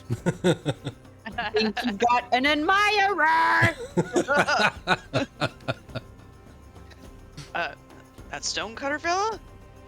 I mean, he was friendly and all, but I don't think that's... Oh no, he looked quite smitten when I looked back to gauge his reaction. I see. Wyatt, are you single? I am currently unattached. Well, I mean, He just stares at you. that could be a connection to explore, if ever. Maybe some other day. And he just sort of keeps breezing past. I don't think. I don't That think cake Wyatt's shakes. interested, particular type. unfortunately. Oh, how unfortunate. That's Well- the way the cookie crumbles. I mean, he keeps complaining he's old, but he's still catching on with people, so. I mean, some people like older. I mean, we're all gonna be old someday.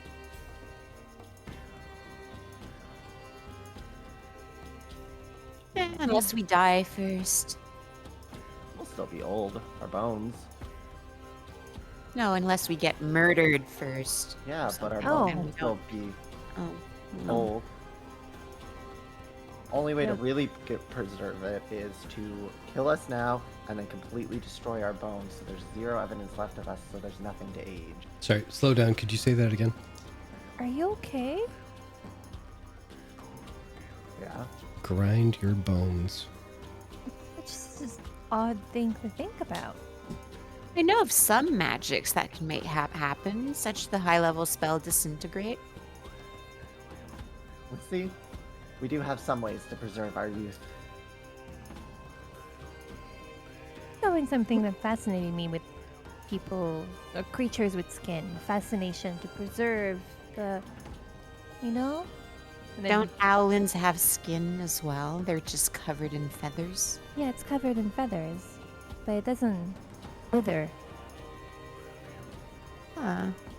Pretty sure it withers, but It, you just I mean, don't see it because you're covered in No. feathers.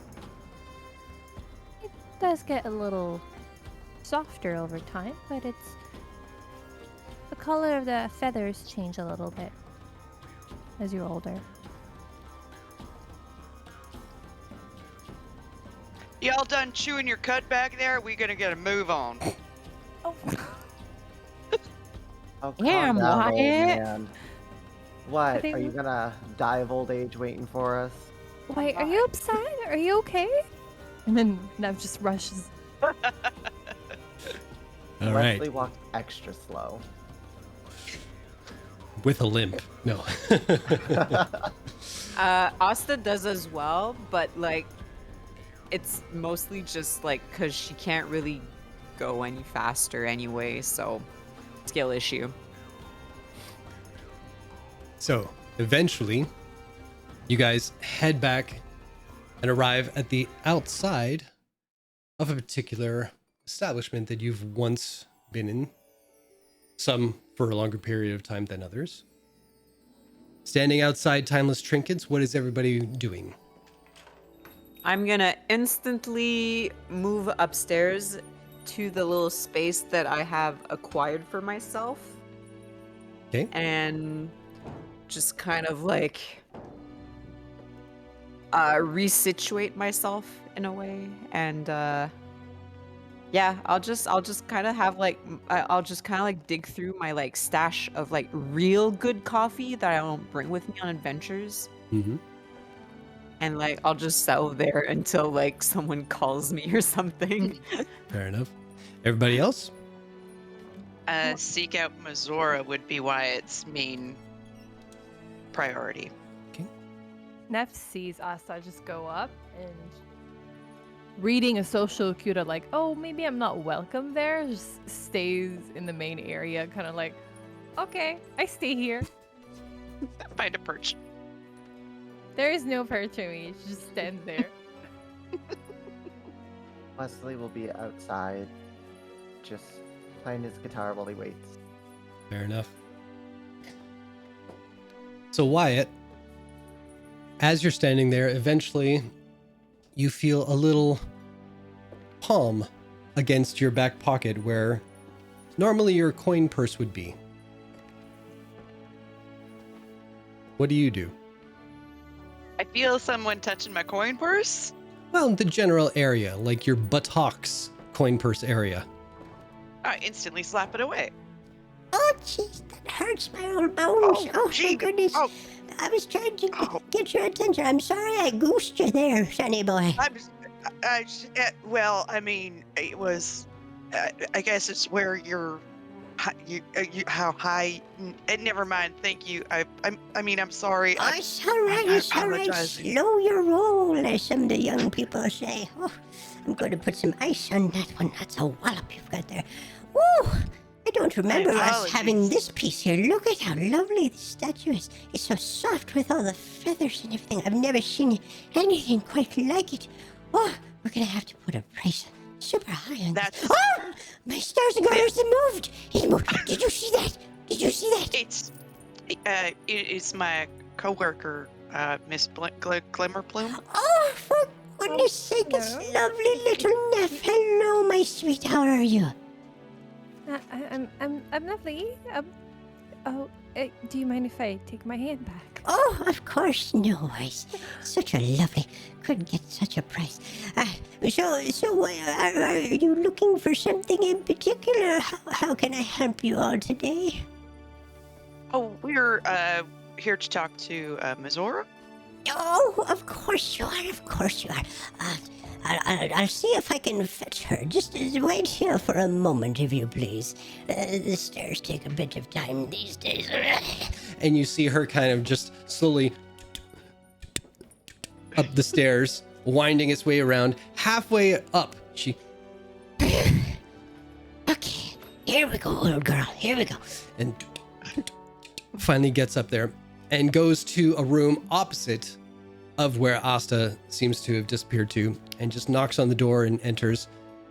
Eventually, Missouri Jada, whatever, does make an appearance at the top and meets you guys down at the bottom. Ah, so you've all returned. Wonderful.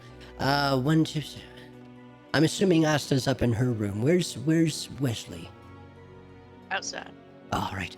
I'll get you all to gather around if you could. And she just turns back to the desk to kind of organize a few things. Hangs out his head out the door. Is like, Wesley. Ah, she's ready. Yeah. I'll put the time Also, on the he leans over to Nep and goes, remind me when I get that age to buy a bungalow. Nothing with stairs. I'll remind you. What is the number? Hey, What do you mean? Wyatt, get a bungalow. Nothing with stairs. Oh, thank you.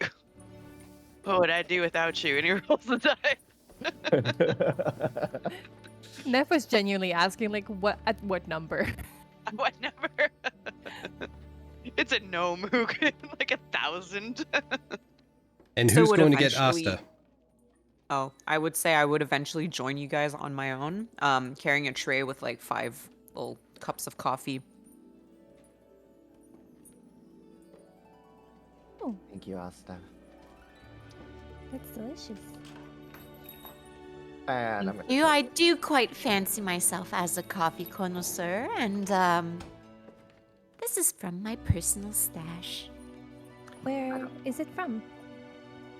Oh, I do believe it's from Ankarel, actually, over in Marquette.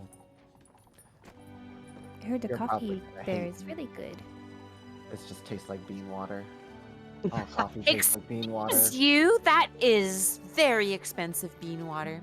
If you're not going to enjoy the bean water, then I'm here for the caffeine. I'll taste the bean. Wyatt just guzzles it and he goes, yeah, exquisite, giving a side eye to Wesley like,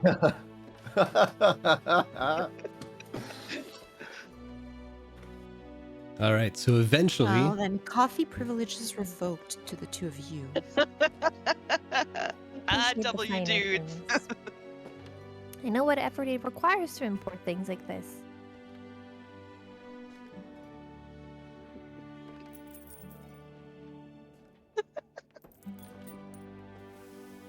Asta, you shouldn't do that in front of a mirror. My mirror be you, PBG.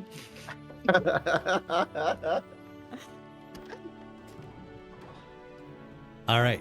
So eventually, you guys all gather. You have your little spout about coffee and its awful, awful taste, but that's beside the point. I love coffee. You said you brought 5 down. Is Asta just double fisting?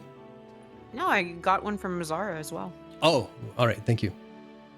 She looks at it, Ah, thank you, dear. That's very nice of you. and then as soon as Gam Gam comes down, she just kind of shuffles it over to her and Gam Gam. Oh, lovely. Some of the hot stuff. So it is enjoyed, just not to the intended person.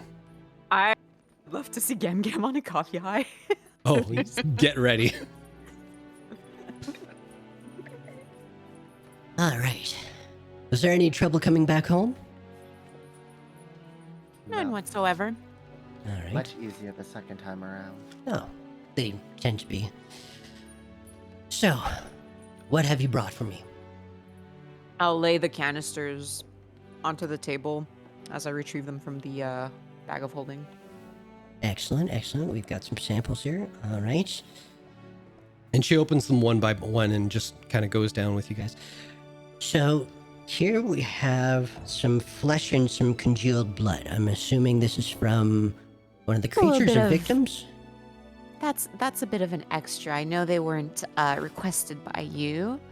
However, Wyatt deemed it appropriate to gather such evidence. I thought it smart, actually, so. Wyatt, that's some very forward thinking. Thank you very much. It's that kind of thinking that we can appreciate here. So, more of that, please. All right, this next one we have, I'm assuming, is brick and mortar from one of the buildings in.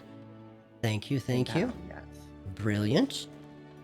This one seems to be a root of some tree. Whereabouts was this located? Let me look at the map. Well, I'd Get point by out the location. The basin. Gehen Yeah. Basin. Excellent. The ham basin. That's The actually ham.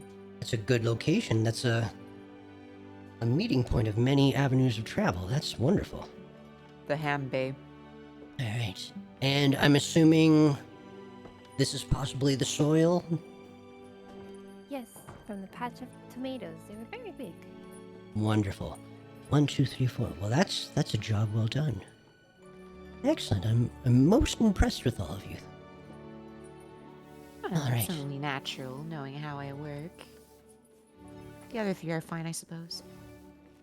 Well, seeing as you didn't take credit for any of these, I'll assume the rest of them were the ones responsible. So, need a little bit more work there, Asta. All right. Now, I'm assuming that part payment was given to one of you.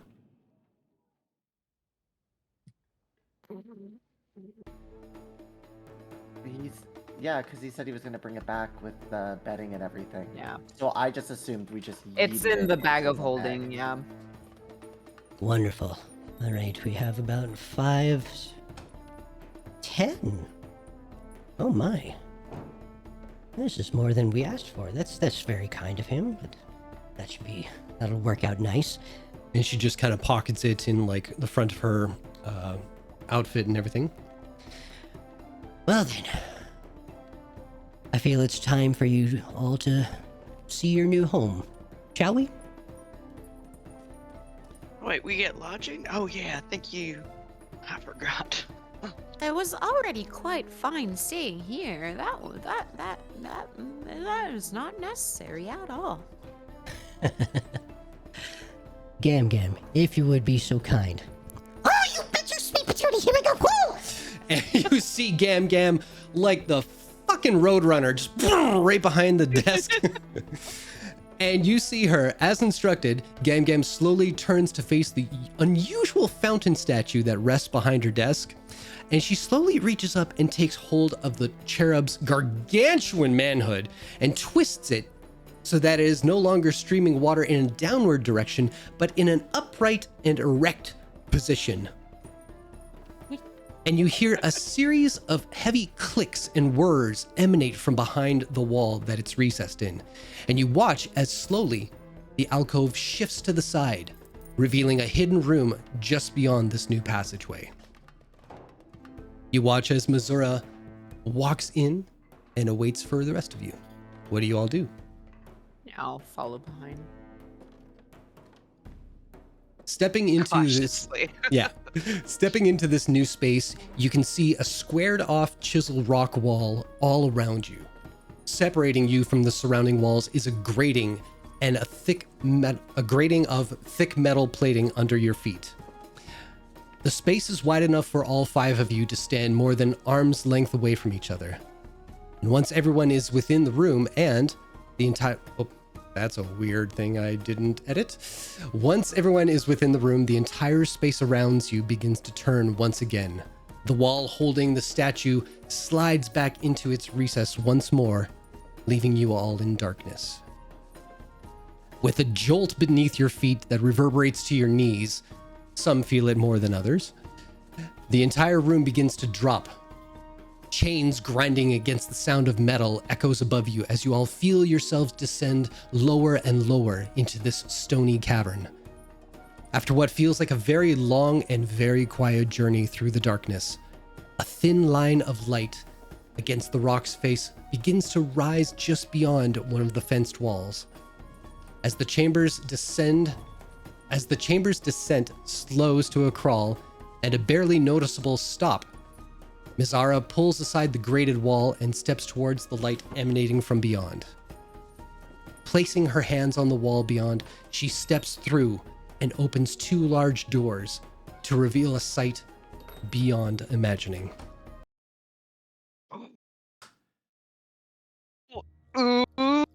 Before you is a wide, expanding circular room. Steps descend from the level you stand upon down to an inner circle where the ground is a series of enormous metal cogwheels interlocking with each other. And underneath a translucent green glass surface. In the center of the room sits a table where a recognizable globe of Exandria seems to float inches above it. 2 satellite planets, one white and one red, seem to hover around as all 3 slowly revolve around each other and float in the open air.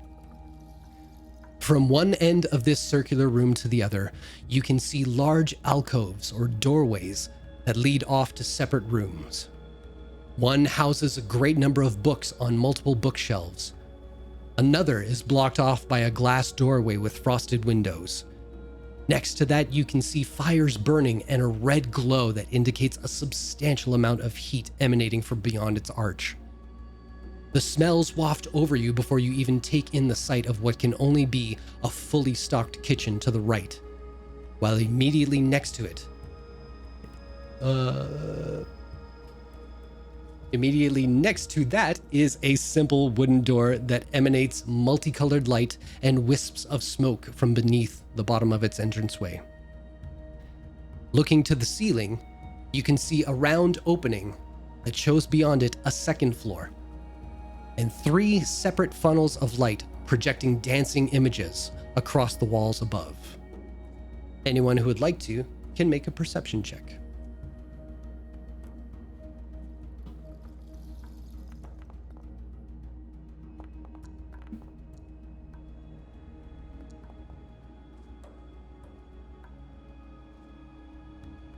Why are these not showing up? There they go.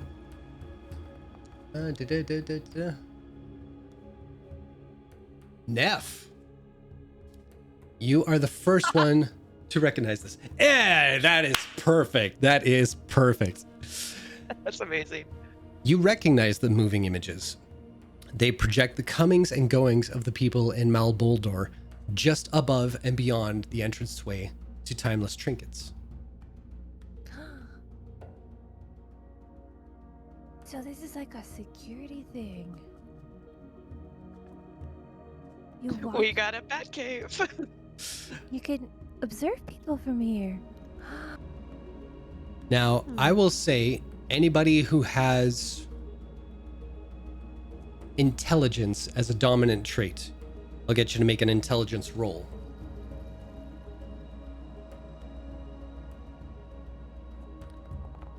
You mean as the highest? Yeah, if it's Okay, your we're main good, stat. we're good, we're good. Yeah. 22. 22. You're a quick study with this.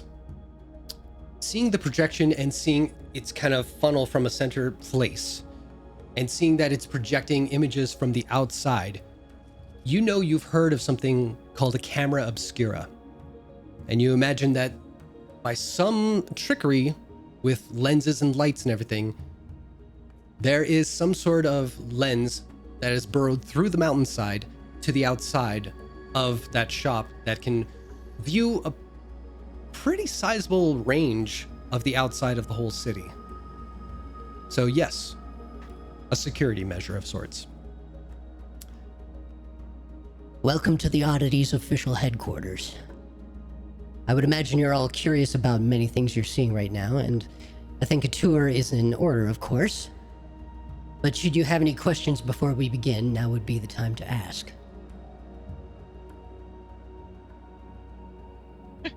Wyatt's dumbstruck. He can't find words. I have so many questions. Can I make you a list? Well, take your time, dear. Oh, okay. What is this place? When was it founded? Who built it? Is it magic? How does... And she points to the ceiling. Does it work? Also, who is everyone? So, And then she just trails off with more questions. yeah. Before Before Missouri someone definitely interrupts stops you. She does tell you that this used to be the home to mining dwarves, and that this was their home base before they ever came around, which was maybe a few hundred years ago. They've since abandoned it since most of the mining veins in this area have been tapped out and kind of spent. They say that the mining dwarves still dwell within the mountain, but they've gone deeper into it to find even more hidden gems and more rare metals. But this is what they left behind. And when the Oddities decided to have a home base in Wildemount, they had enough connections that kind of brought them to this town and this space. And it just kind of fit the bill so nicely.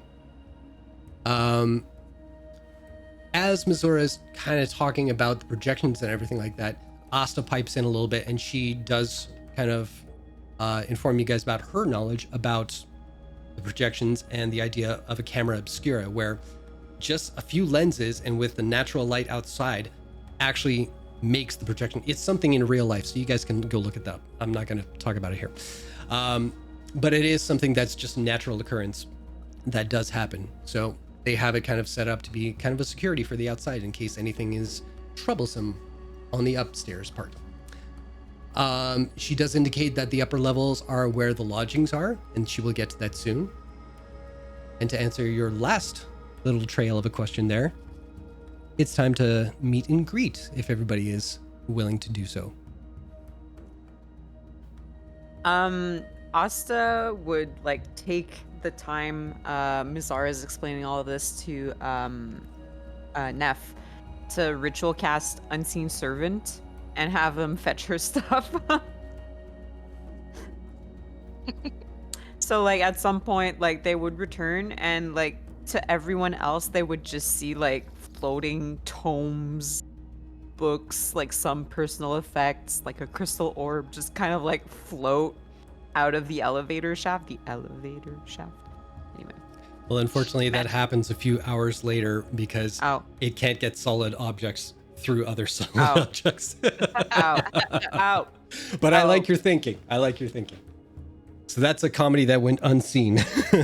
It entertained Gam to no end, though. Fine. Eventually it happens. All right. So, as you guys head around the room, starting from left all the way to the right, the first chamber to the left of the elevator shaft is a large archway that reveals beyond it the subtle maze-like pattern of bookshelves that hold tomes of every size and quality. From the pristine leather-backed colored tomes to the frail, cracked, and aged books that seem to be on the cusp of being dust. Rolled up parchments stacked by size and length in differing pyramids that seem to have a rhyme and reason to the way they have been placed on the shelves. And as you turn the corner around one set of bookshelves, you see deeper into this space, where in the center of this maze sit three particular desks that form a crescent moon shape, each of them holding a variety of books across the raised tabletops, where an older man with shoulder-length wispy white hair sits with his back to you. Perusing a few pages, he quickly leans across to an entirely different book on a different desktop, and you watch as he excitedly takes hold of a wooden crank underneath one of the desks and rotates it, shifting the books in the center table away from him as another table with an entirely different set of books rises up from beneath to replace the previous ones. He seems to be cross-referencing something at an alarming pace. What do you all do? Hello. Oh my goodness. Oh, you gave me a bit of a start there. I'm so sorry. Hi. Oh, new faces. Hello everyone. How are you doing? I was told you'd be coming today. I'm in the middle of something really amazing here. But hi. How are you? You're so young. Oh, well, you're hi. Damn. And you are? Forgive me, my name is Pendleton. It's very nice to meet you. I'm what you may call the lore master here at the Oddities base. If it's history or if it's got something to do with the beasties, you know, I'm the one you gotta. I can talk to you. I mean, we can all talk, but I can talk about that stuff with you. Yes. Hi. It's a I pleasure. see that.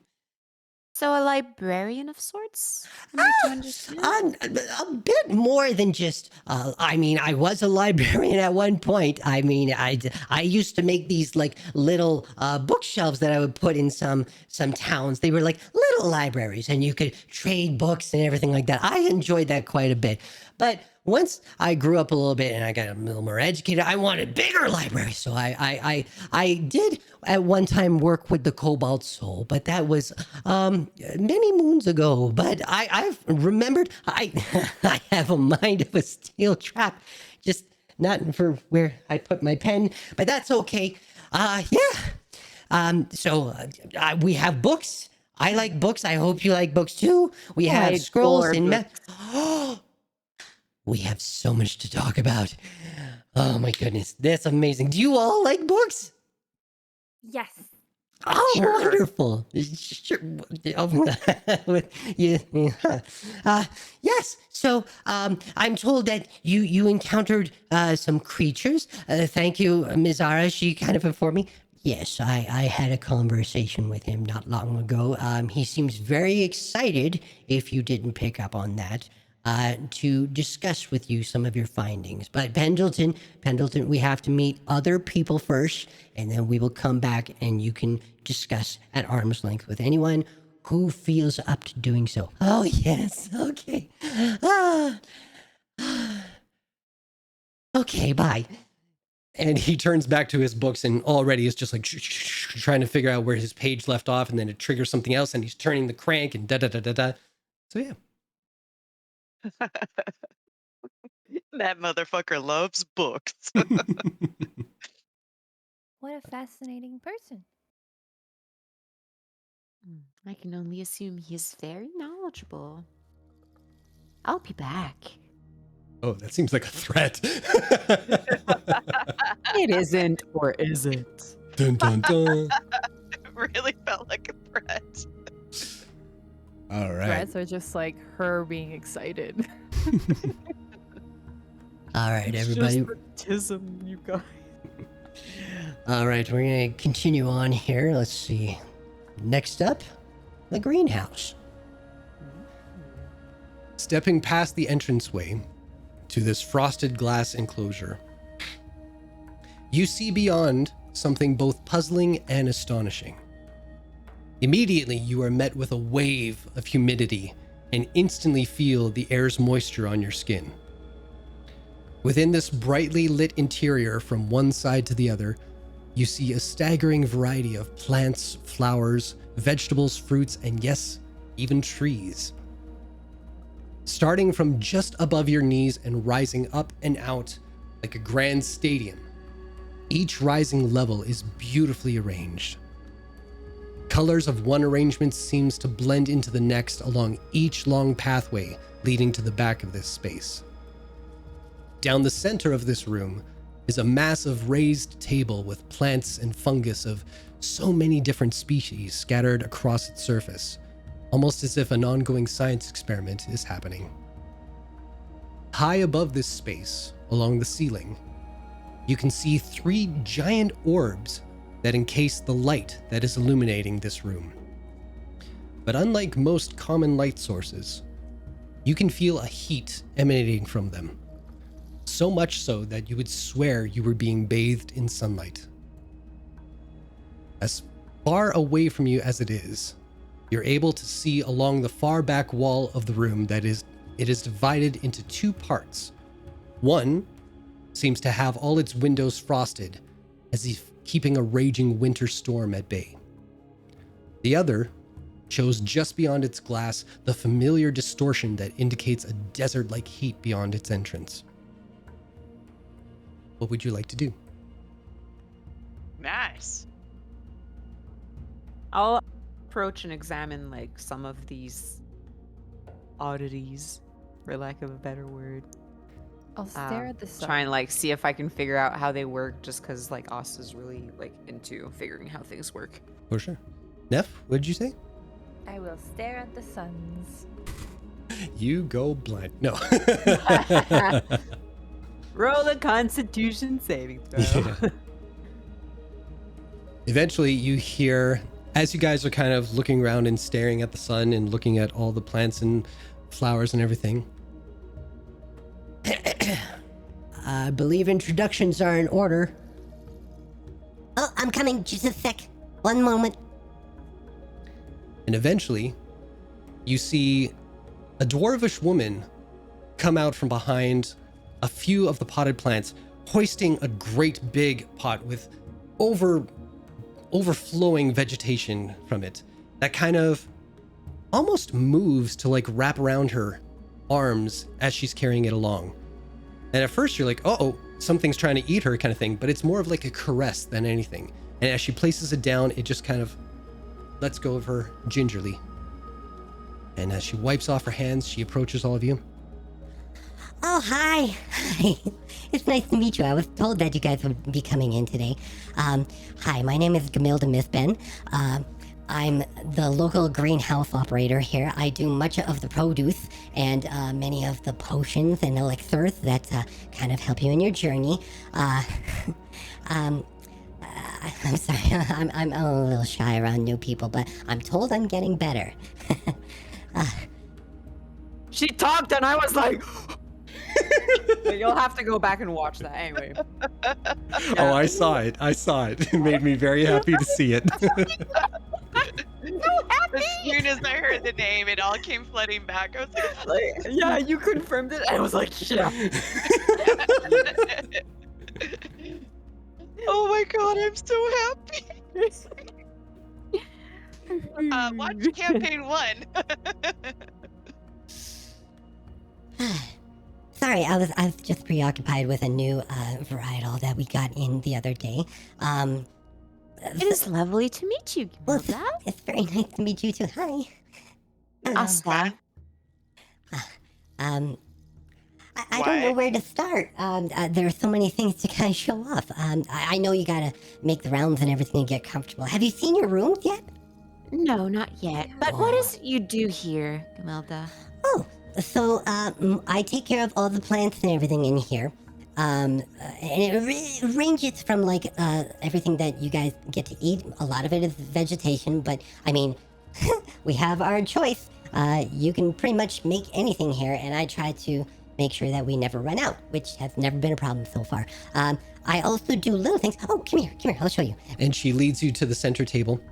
So I'm dabbling a little bit in some new things where I try to see what different combinations of certain things can do.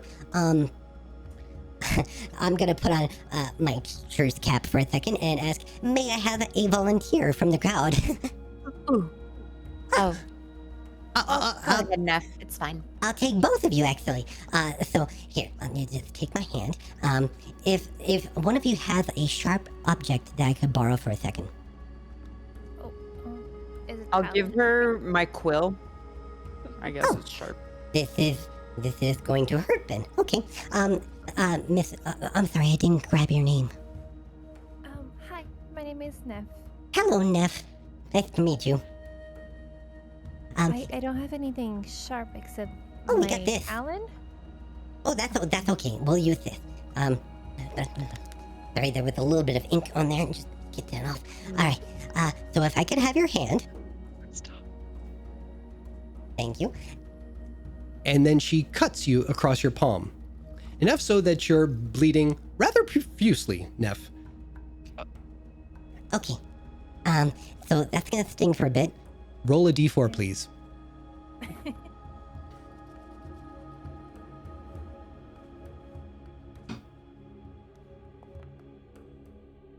So you take 3 points of slashing damage. That stings. No worries, because this is what I'm gonna show you. Okay, so if you grab this, And she gives you a sort of what looks like a bulb from a rose. It's just a very bright red little flowery kind of bulb. and I'm gonna get you to squeeze that. A spray of pollen forms around and engulfs you.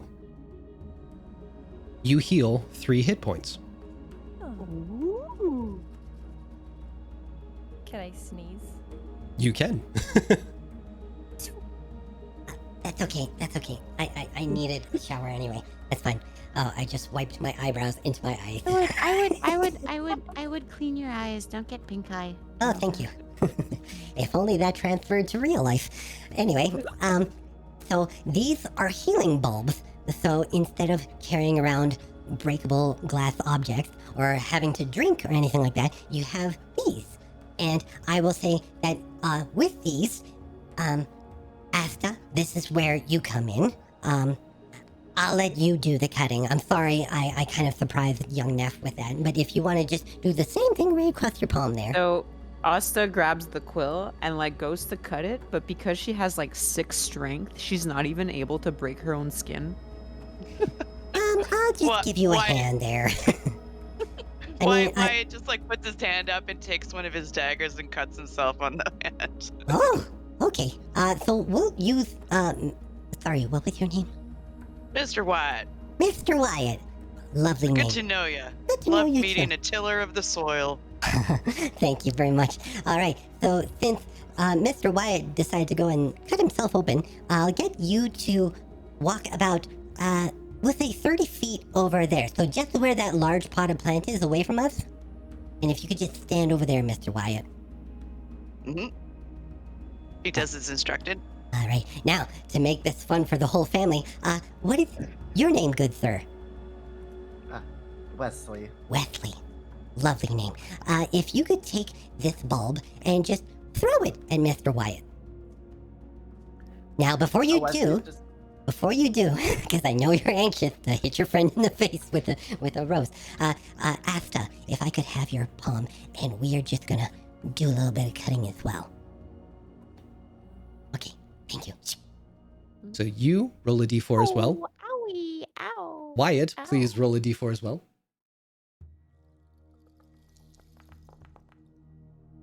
Ooh, Asta, you Of take course 4 I'd points. roll high on, damaging Yeah. myself. You are bloodied. No. You're half dead. There goes half my health. It's done. You're over. Now, let's see. All right, Wesley, please throw that at Mr. Wyatt. And Wesley just chucks it, like, full strength into it. Yeah. It's just like this. And- it hits your face. Yep. It collides right in the center mass there. Poof. A spray of pollen engulfs you. And the wound heals itself. Now, lastly, just so we're all fair, She cuts her own hand and grabs a bulb and shakes Asta's hand.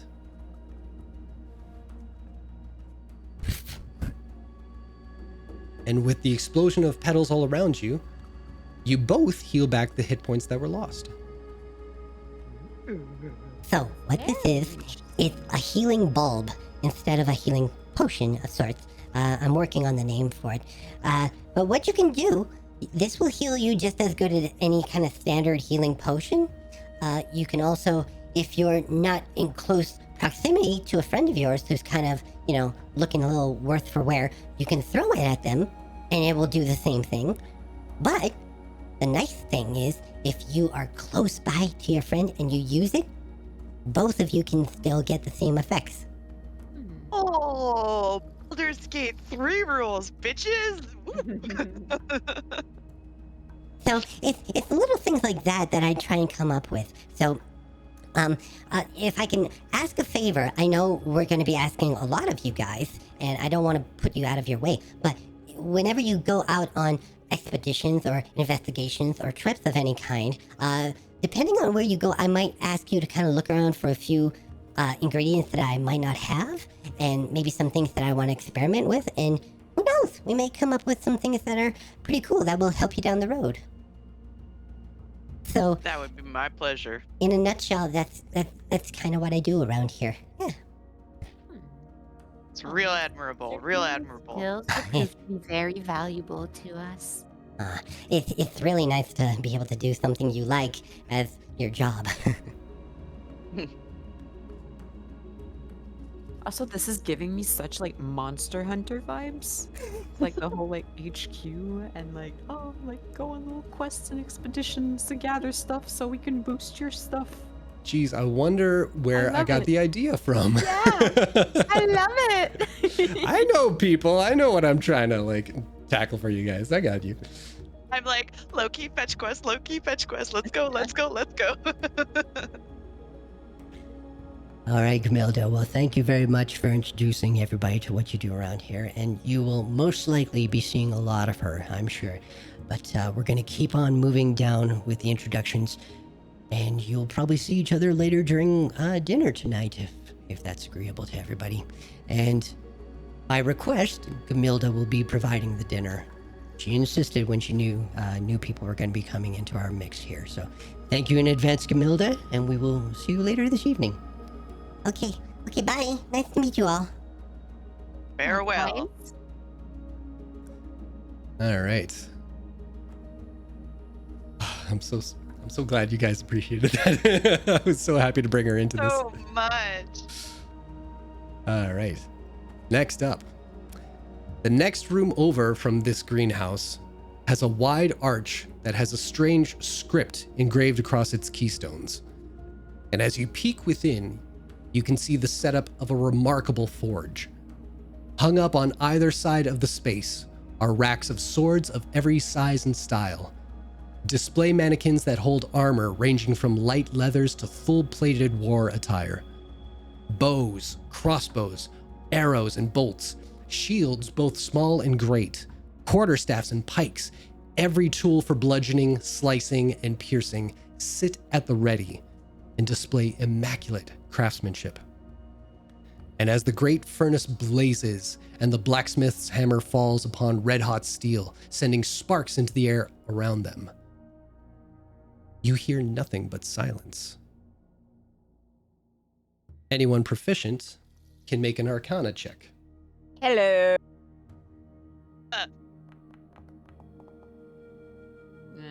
It's a 13. That's not bad. Here comes 17.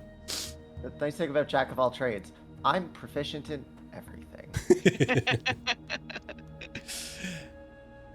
Well, it's as you, Wesley, are the last to enter this space, and you hear the silence occur. You step back out for a moment and investigate the runes that are scrolled across, and you only realize now that the runes on the outside managed to create a silence bubble within. Now, as you look in, there is the one individual at the anvil, and you see a maroon-skinned tiefling with glowing yellow eyes. Her young complexion, pockmarked by a few pebble-sized scars, is in contrast to her chiseled physique. Black hair pulled tight on her scalp into a tight bun at the back of her head, where two horns extend from either side of her temple to wrap around towards the back of her head and almost cradle her hair in between them. Dressed in a sleeveless shirt underneath a thick leather apron, she has been working with a fervor, dancing between her anvil and the furnace that blazes in the room. Her tail swinging back and forth in a puppy-like fashion, showing how content she is to be in this space. But two odd things stand out about her. Dangling around her neck and down her torso, she wears a half mask that has two button-like attachments on either side of the faceplate. And draped around the back of her neck is a pair of earmuffs. What do you all do?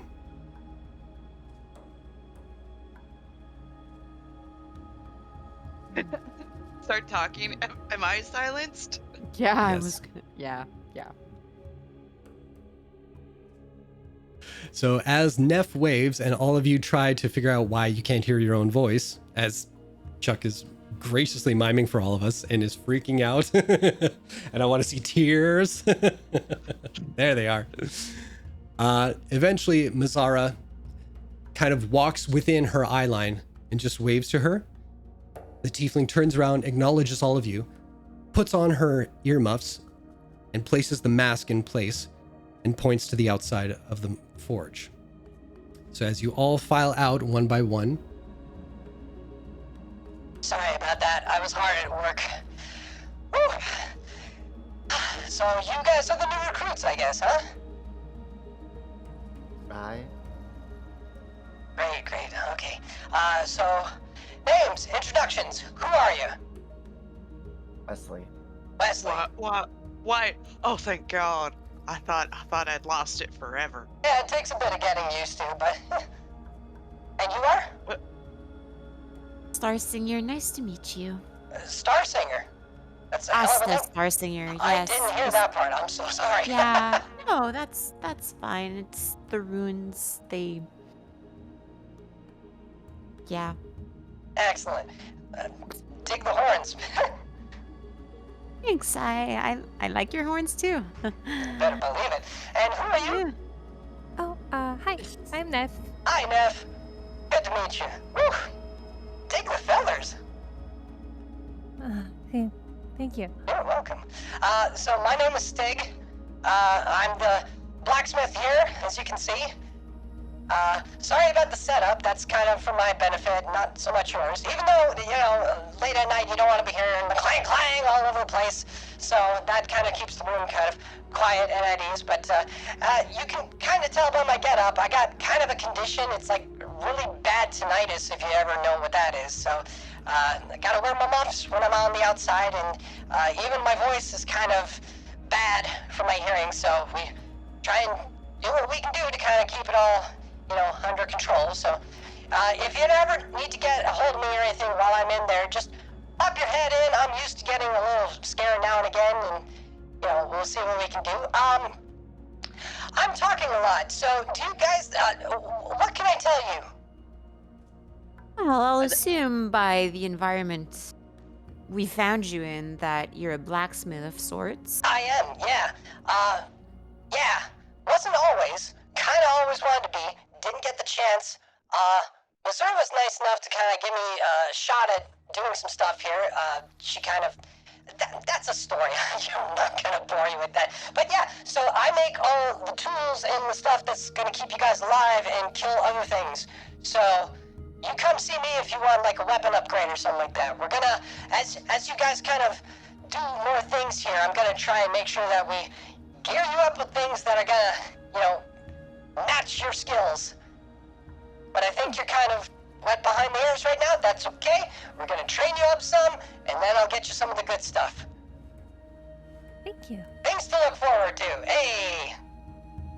I'm looking forward to having a conversation with you. Amazing. Okay, good to meet you. I'm gonna run away now. We won't take more of your time. You look very busy today. That's all right. I'll probably see you guys at dinner. And she kind of looks over at Missouri, and she kind of nods. Missouri's kind of around her. You see her be a little more few of words, just out of caution and respect for Stig's kind of affliction there. Oh, Stig. I heard Sting for some reason. I can tell you, Stig Dust is her name. Ooh. Named after the river Stig. No. Sticks. Named after the Top Gear racer. Sure. Okay, never mind. All right. So as she heads We'll see you back, at dinner. What's that? We'll see you at dinner. You bet. So she heads back in and starts clanging away at the rest of her work that she was doing. Anybody who's interested in weapons or armor, you can do a quick perception check to see if anything kind of catches your eye. Yes, please. Wizard.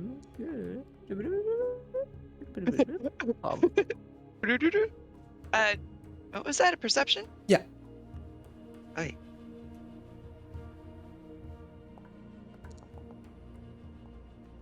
$15. 15. And we got 22 for Neff. Yeah. Neff, you dance around the possibilities of all the armor that you're seeing, especially, and trying to contemplate if there is a better go-between, knowing that the heavier the armor, the less likely you are to be airborne.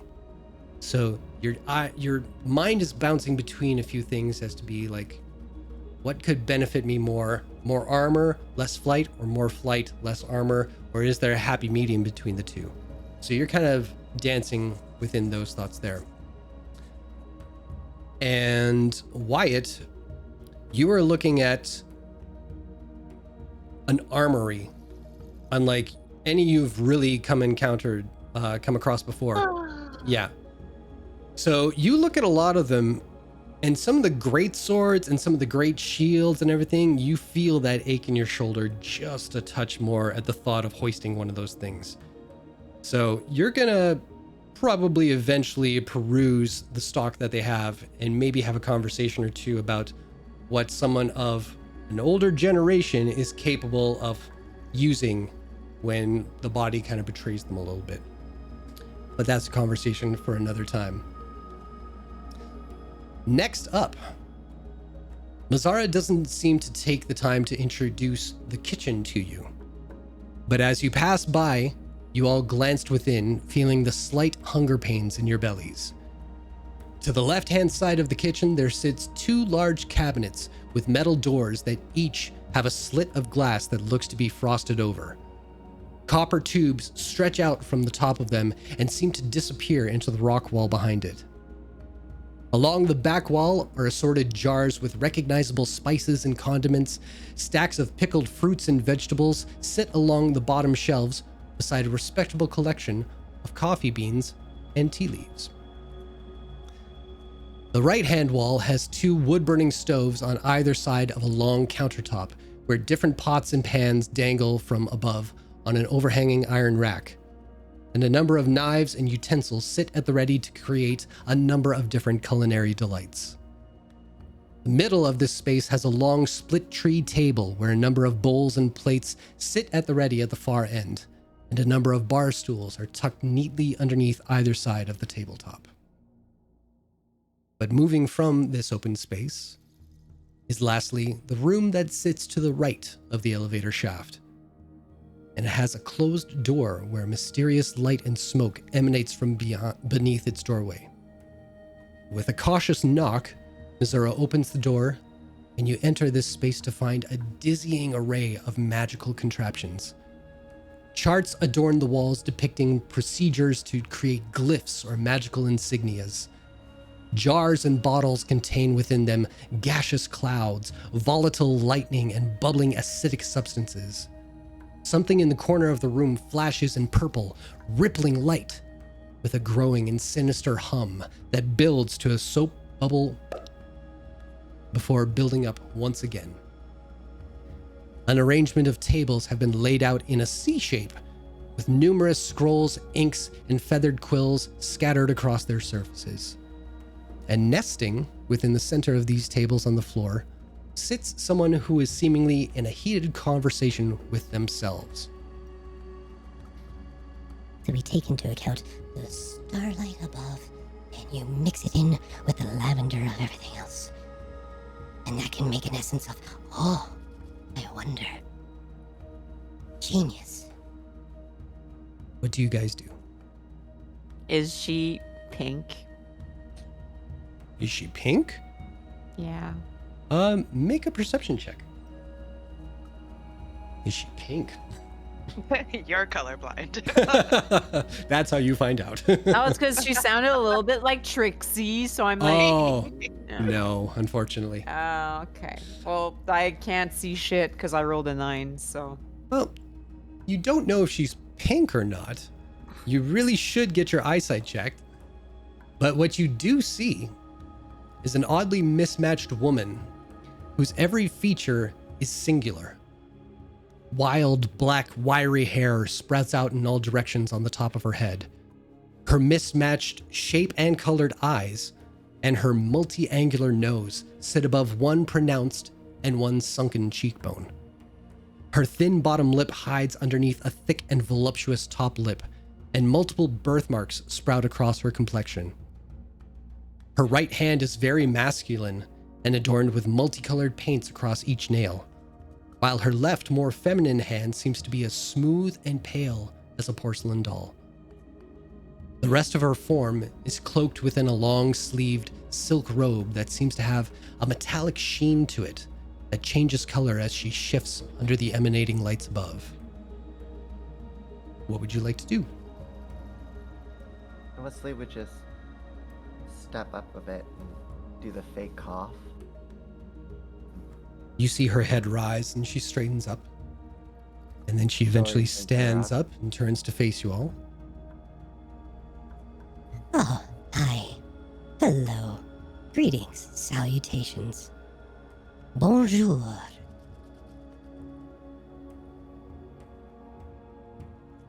Hi. I'm Mr. Wyatt. Wyatt's having a hard time processing how this person is put together. And I think it And makes you a little more uncomfortable as she almost floats towards you to get like right up in your face. Oh, you have fine lines, sir.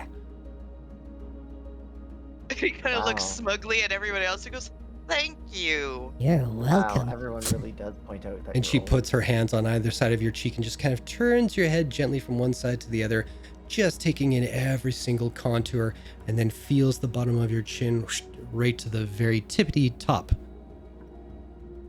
Yes, very well structured. Good bones, if not dense. Sorry, what? And who are the rest of you? Nice to meet you. My name is Neff. She floats a little quicker towards you. My, your feathers. Oh, yes, that they are. That is marvelous. And she tucks her hair behind her ear, and you see as she goes along, feathers, not unlike your own, just kind of sprout along the backside of her ear. Oh, you can do that. I like to collect beautiful things, yes. And you are a marvel. Oh, well, thank you. You're very welcome. I am thankful to be in your presence. And who are you? I'm Wesley. Wesley. She looks you up and down. Pleasure. Okay, and who are you? And like Asta has wandered off and is checking out like all of the stuff on the shelves, like fascinated by everything, barely paying attention to the strange woman or like her interactions with her party members. Yes, yes. And you feel her presence kind of creep up behind you. And I will ask that you don't touch. I'm not touching, I'm looking. I feel your eyes touching them, though. Step back just a bit. A little bit more. A little bit more. Thank you. We can have talks. I like talks. I can assure you my eyes will remain in their sockets for the foreseeable future. You're gonna be a fun one. So hello. My name is Soleil Nereza. I will spell that. Yeah.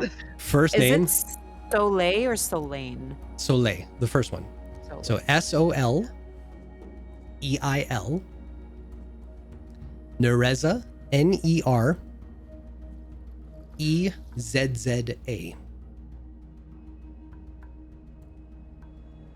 Could you repeat that, the last name, please? No, screw you. Nere Or, yes. ZZA. Perfect. Thank you. No worries. So I am the one who handles arcane. Enchantments, protections, spellcraft. Everything under that is my domain. And I like to keep it that way, private and protected. I don't like prying eyes. But nevertheless, I am here to aid you all. Much like our friend Pendleton, who revels in his knowledge of history and the mediocre monstrosities and such. I worship that of the arcane nature. That goes beyond the physical. That goes beyond the imaginings.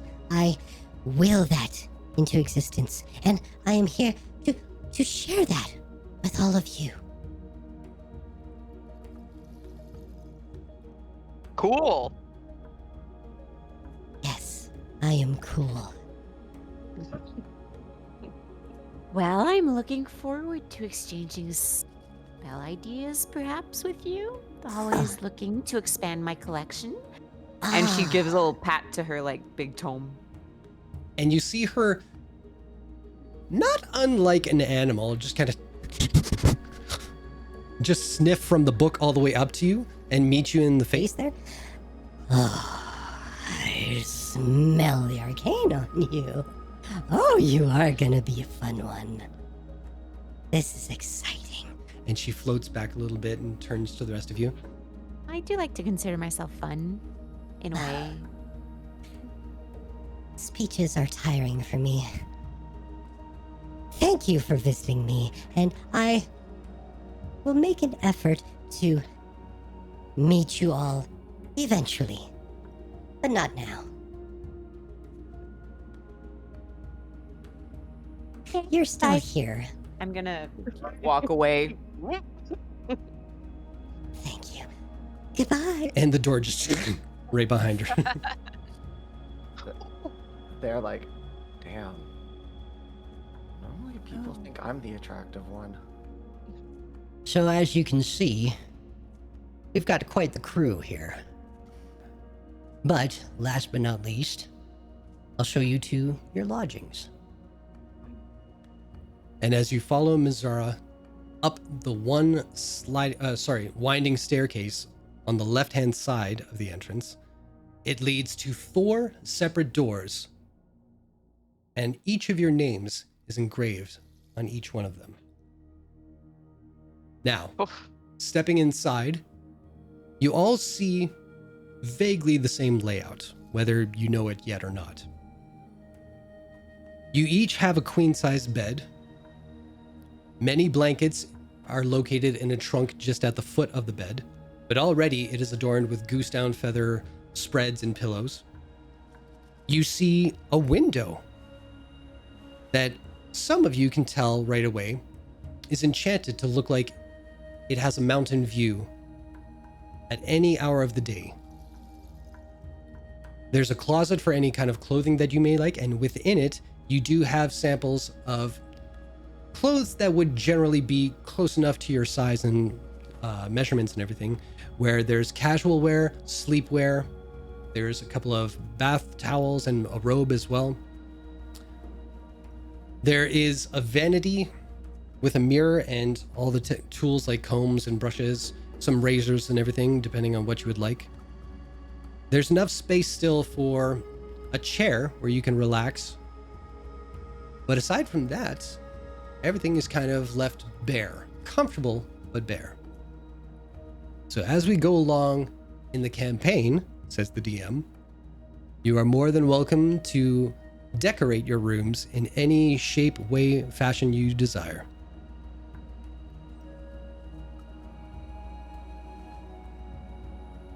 He approves. Customizable room.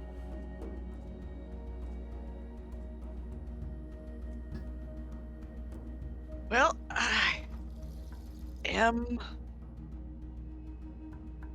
flabbergasted. It's really all I got right now. Asta's kind of like playing with like the window settings, and she just goes like, she seems to be talking to herself like, okay, like, yeah, I can get a night sky, but then I'll have to figure out an enchantment to make it reflect the actual night sky, because being underground is gonna lead to some night stargazing issues. Meanwhile, in Wyatt's room, he's like, window off. Hello, window. Window off. Clap on. Wesley's just staring into his vanity mirror, and it's just like, really, I am that uninteresting? Seriously? I get it, not every day you see an owl, and I've never even seen another sea elf other than my mother. Seriously? really? And it's Skill just issue. literally just full on like manic depressive episode over this. At that moment, Nymph will pop her head into Wesley's room and be like, "Isn't this place so cool?" I'm so pretty. Very dry. Uh, But yeah, it's cool. I don't do well underwater, so I'm glad it's dry. Yeah, I miss the water. But it's cool. Can one of y'all help me with the window? I don't know how it works. Okay, I'll help you. I'll move over to Wyatt's room to help him figure shit out. You bet. Wyatt, make an Arcana check. What? Here comes the comedy. Oh, dear Lord. Oh! 18. 17 actually, because I'm a -1. Asta is a really good teacher. And like Perfect. nobody's business, you get it set so that you can have like that beautiful sunset happening where like just the last little embers of that orange yellow hue are there, and then the rest of the sky just bleeds into the purple blue, and clouds just go by to reflect all the colors like a beautiful watercolor painting. And So it's I just set- want to turn it off. Oh. well fuck. Screw you, DM. Okay. Well, I figured this, might be more interesting, but if you just want to turn it off. Well, like, I don't know, you just want a black void? Is that... Oh. That's what is it? Sure. So I can't see it while I sleep. That's what I So, intend to but do in here. When you wake up in the morning, you I just leave the don't wanna room. look at... Is there like a window closed setting? Are there Curtain. curtains? Yes. So Asta will just kind of like, still like she keeps eye contact with Wyatt the entire time as she just kind of like draws the windows closed, the curtains over them, and goes like, "Problem solved." Will wonders never cease? You are a gifted wizard. Oh, I wouldn't think. And she just kind of runs out. I did feel a little pang of being pointed out because I, in fact, do not have any sunshine in my home. I have blackout curtains every which way to keep my vampire skin. You at home, you see this Oompa Loompa kind of shade on me right now. No, like, turn on the wattage, okay? Because this is like porcelain pale. I do not see sunlight, okay? So, Jason's hurt me the a little same bit. color as me. my shirt. Yeah. All I'm right. basically transparent. So. Yes, Yeah. I really am, actually. So what we're saying is we're all nerds who never go outside. Yes, if we can help it. Yeah, there you go. All right. So, you guys have been shown your new headquarters. You've been shown your new lodgings. And as you one by one head back out to the main lobby of this place, you do see Mizara standing at the table, kind of with a few notes and everything, and lined up with like some of the samples and everything like that, and key notes from like what you guys have told her and everything like that. You can see she's kind of piecing out everything that you have at your disposal and trying to figure out any kind of like through lines to everything that's been going on. But as she sees all of you approach, she kind of shuffles them together just to kind of keep her stuff private for now. So you've all got a lay of the land so far. Any thoughts? It's nifty. I can't wait to explore some more. Yeah. Though I will need to figure out an enchantment for the night sky outside, because the underground thing kind of not working for me, but I'll figure something out. Miss Jenna, and Wyatt just like comes up to you and like takes your hand and like clasps it with his other hand. He goes, I really can't tell you how much appreciate you giving me this job as I've never seen anything like this. I don't know what I did to deserve this. This is just beyond my beyond my wildest dreams. I've never said. This goes on a little bit to like the point where it's like everyone's kind of uncomfortable with him. Like, okay, Make a we get perception it. check. What Oh. what is our job now? Hang on, hang on. Oh. Perception's coming up. Okay. 17. So as you're shaking her hand and you're babbling on, the reason why you had good intentions to like give her thanks and give her praise and all that kind of stuff, but it's once you start to notice just how strong of a grip this woman has and how effortless it seems to be, you start to ramble around that you're not picking up so much on that. What's that? Ramble around. The reason why you're rambling is because you're not trying to let her know that you know she's got a death grip on you. Ah. Yeah. Okay. And I'm sorry, Neff, what did you say? Oh, I Neff notices the awkwardness of Wyatt after a while, and Neff just goes, speaking of, what is our job now? Trying to change the subject. And she lets go releases and your is like- hand. Yep. Well, I guess that's the matter at hand. You see now what we have to offer. I guess my question is, are you staying?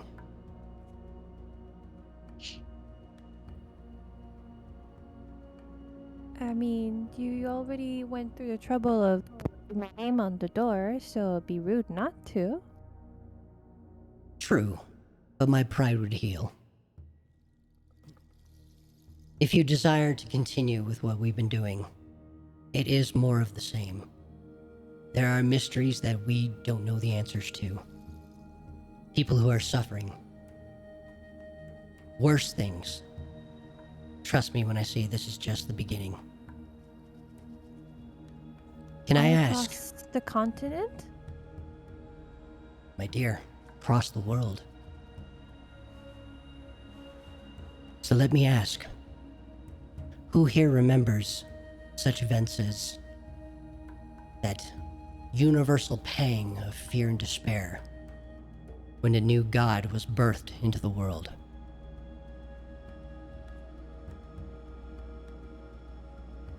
Everybody make a history check.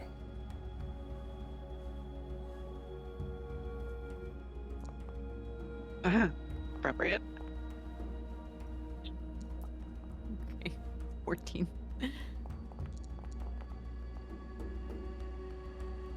So everybody who got above a 10, you know she's alluding to the rise of Vecna.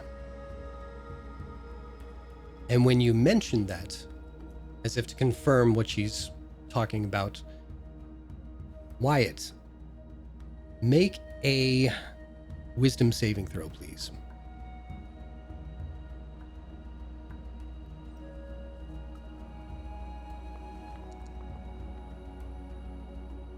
Eight. The mention of Vecna and the events surrounding that piece of history distract you from a lot of what she is saying now. And you feel your breath quicken. You feel your chest tighten. And you feel yourself lean and grip the table to steady yourself.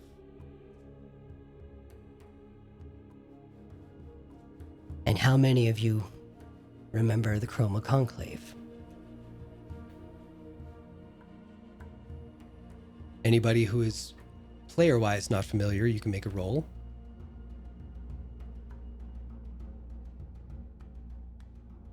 Or give me the thumbs up if you're good. I guess I should have said that. I assume I would. Gotcha. Neff, same thing. These kind of events are kind of going over your head. Neff is 16, so it makes sense that she... Absolutely. And who here remembers all of Exandria vanishing in an instant? Everybody make a history roll. Well, Nope. it's would have been, Nope. wouldn't it have been a Nope. story? No. Make a history roll. 13. 10. Okay. Natural 20. Oh, yeah. Deleclaire. None of you know what this is referring to. And I will get to Wesley in a second. In fact, this happened not that far ago, not that long ago. Words are hard. And it's the hidden histories that we are here to defend. It's the secret plots that we uncover and prevent.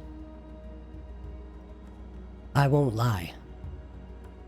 Your tasks right now might be mundane, helping small villages, helping ordinary citizens overcome events that they simply cannot handle.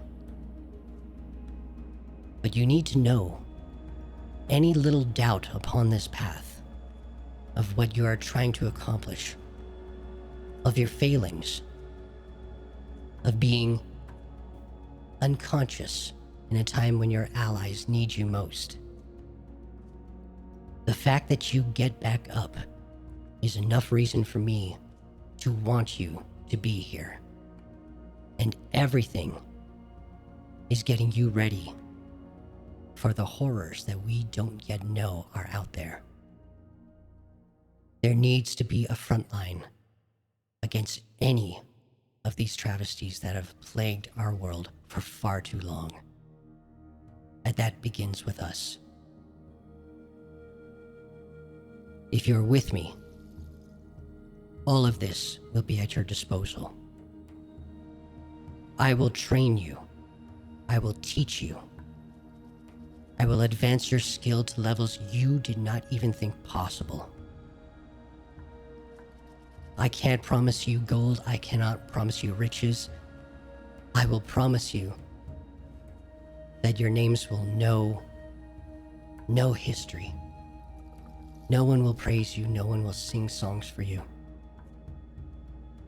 But they will be able to go on because of your actions. This is all I have to offer you. So I'll ask again. Will you stay? I mean, I made a promise to the cultivarius. I'm in. Yeah?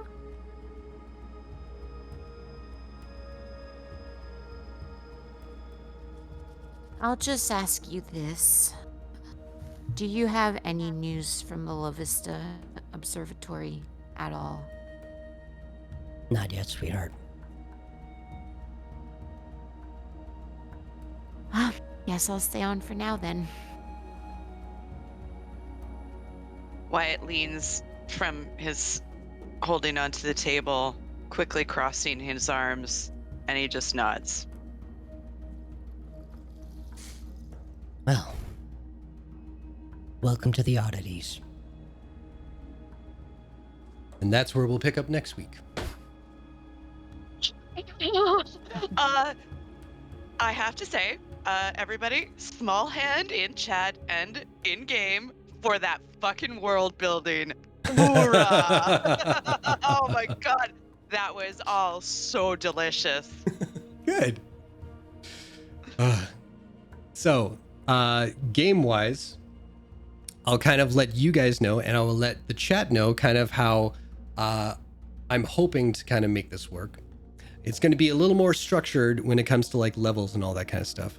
So, like we did for this first adventure, essentially you guys will go off on whatever expedition it is, do whatever tasks are set out there.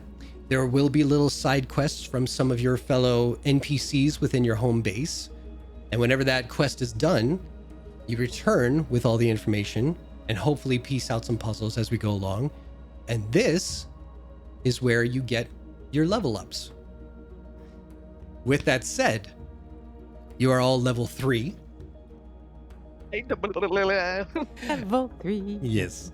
And I will ask each of you to let me know by, we'll say Wednesday if you can, what your third level looks like, what your path is being chosen for you. And we will show off how that occurs in the week span that passes while you're in this home base. So if you give me enough time, I will set up something super fun and interactive with you with maybe some of the NPCs in this new world you're finding. So that's the plan going forward. A little insight to how we're working this game for all the people at home as well. But with that, we will leave it there for tonight. Did Thank any you. of you catch my little pun? Oh, what now? I didn't What? get You the did Hasta La it. Vista, now what? Yeah, well, did it yeah, too. that's the one. Oh. Yeah, from the La Vista Observatory. There it I'm is. funny. Okay. You are funny. Oh God. Thank you, Chuck. It's an age thing, I guess. It takes us a while to compute. I should have gotten it, but I did not put it together. Yeah. Because Jason didn't get it from my backstory initially. No, He I went to Reddit. didn't. That's right. And, oh, okay. I feel like I'm just cursed because every time I hear puns, I don't react. I just. So the moment when you said it, I went, "Oh, that sounds so familiar. How does it sound?" And then I just went, "I'm gonna kill myself." I hate you so much.